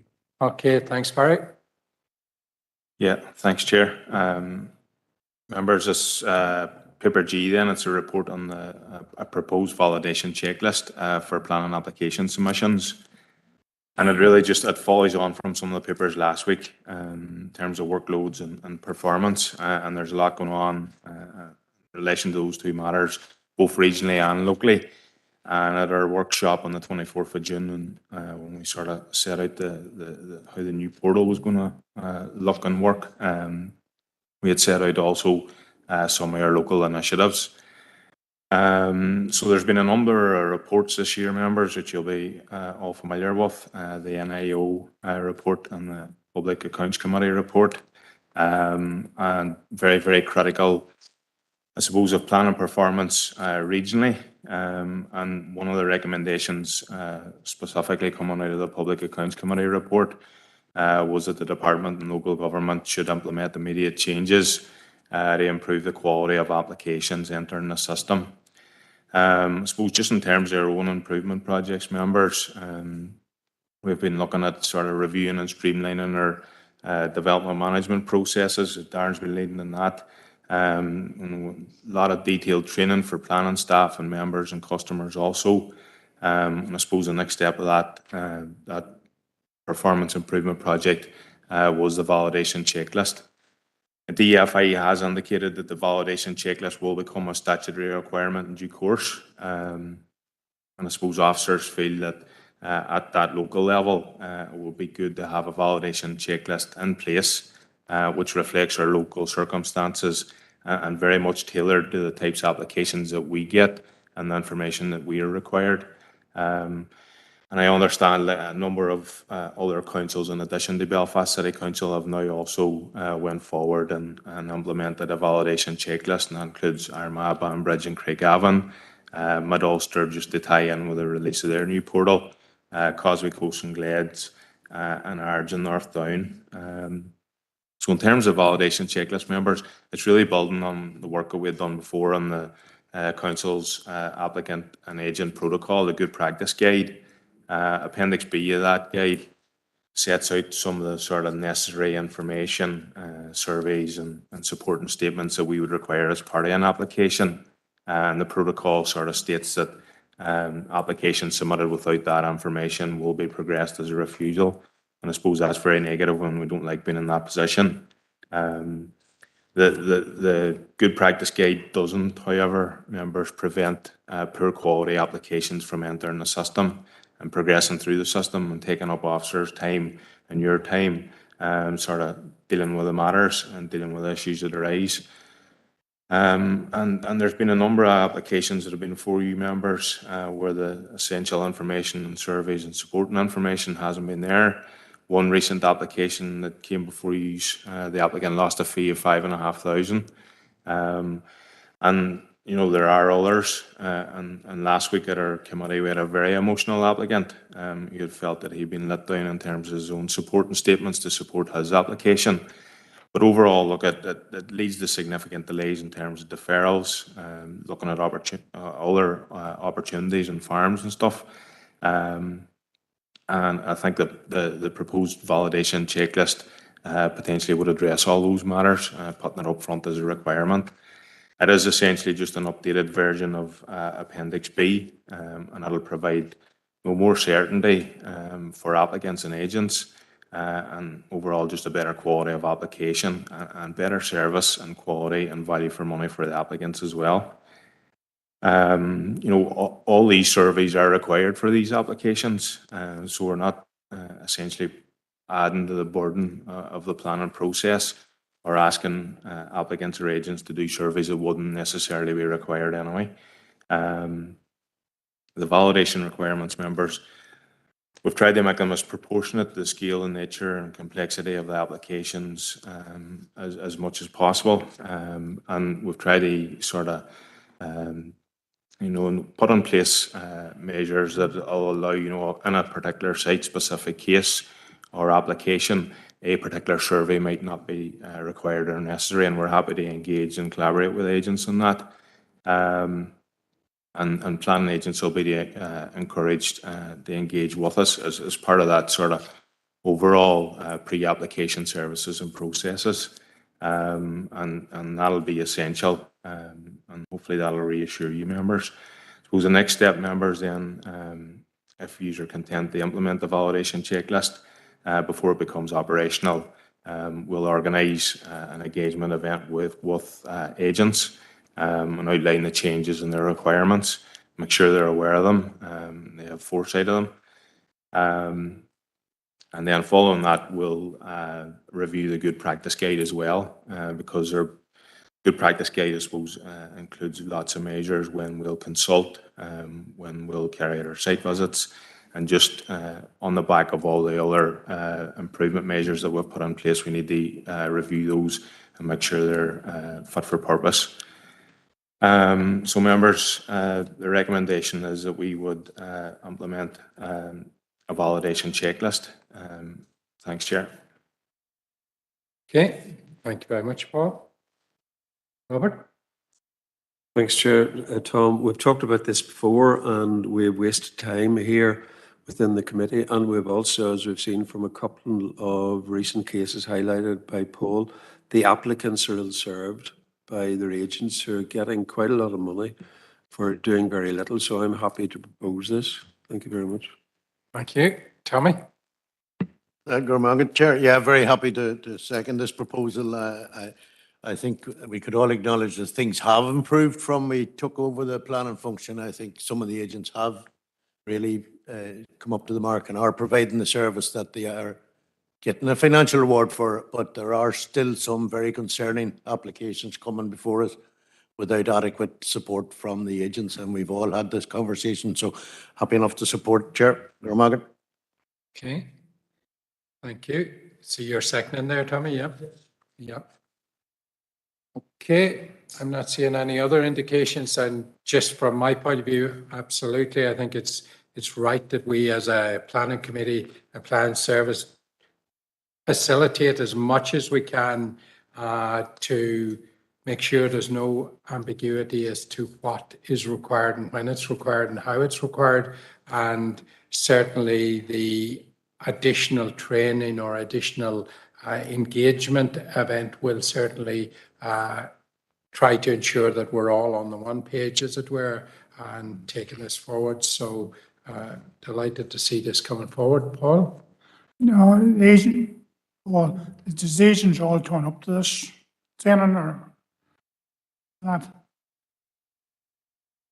Well, typically, it's been the agents that we've been less worried about. But I think, look, I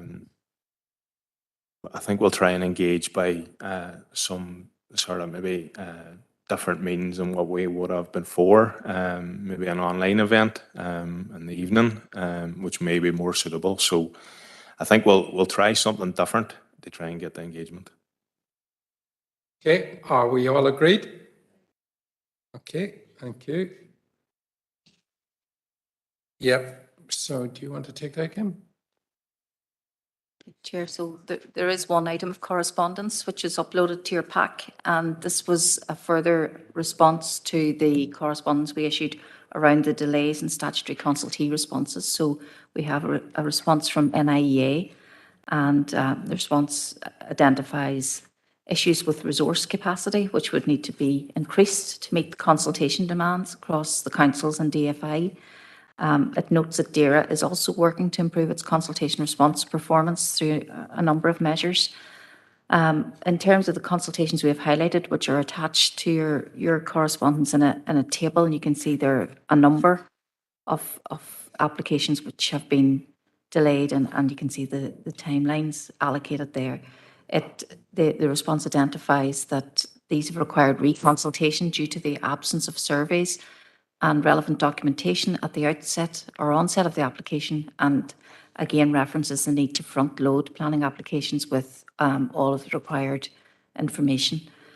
It also then refers to the draft ammonia strategy consultation, which members will be aware is not released yet by the department, and notes that a number of responses can't be provided at this time without that the guidance in terms of that ammonia strategy. However, it is within the power of the Planning Authority to determine these applications without further advice from the department.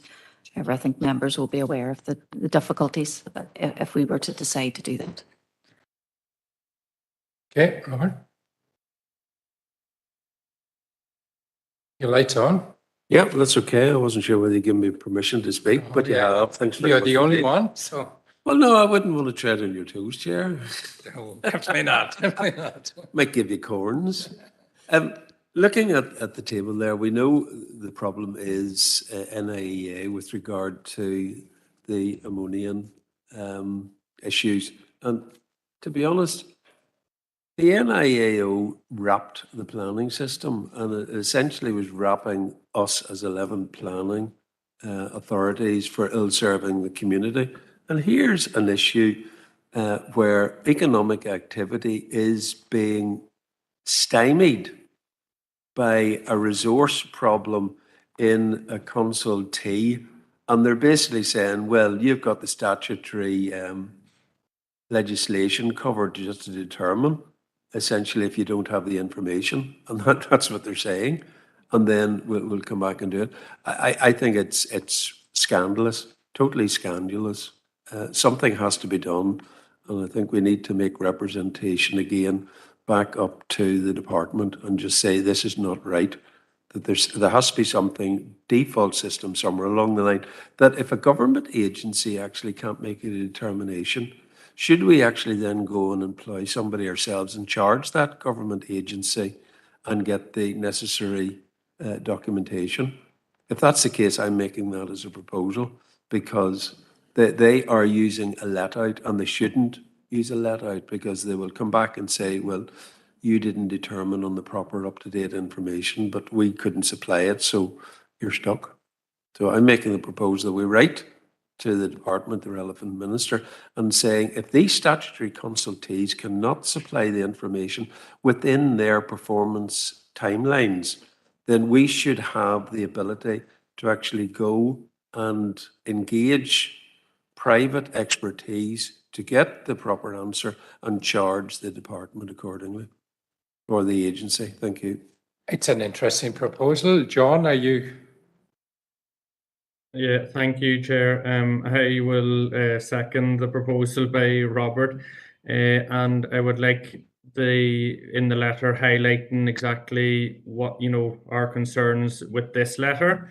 I would like to say to NIEA to get their finger out, because they are holding up applications that we have been waiting not just months but years for this ammonia strategy, and it's sitting somewhere, but we're not getting any sight of it, and it is holding up economic development in the rural countryside. So we need to keep the pressure on, and definitely if it seems very cheeky, and we have spoke about it before, that if we take a decision on these applications and we make they come back and wrap us over the knuckles, it's totally unacceptable.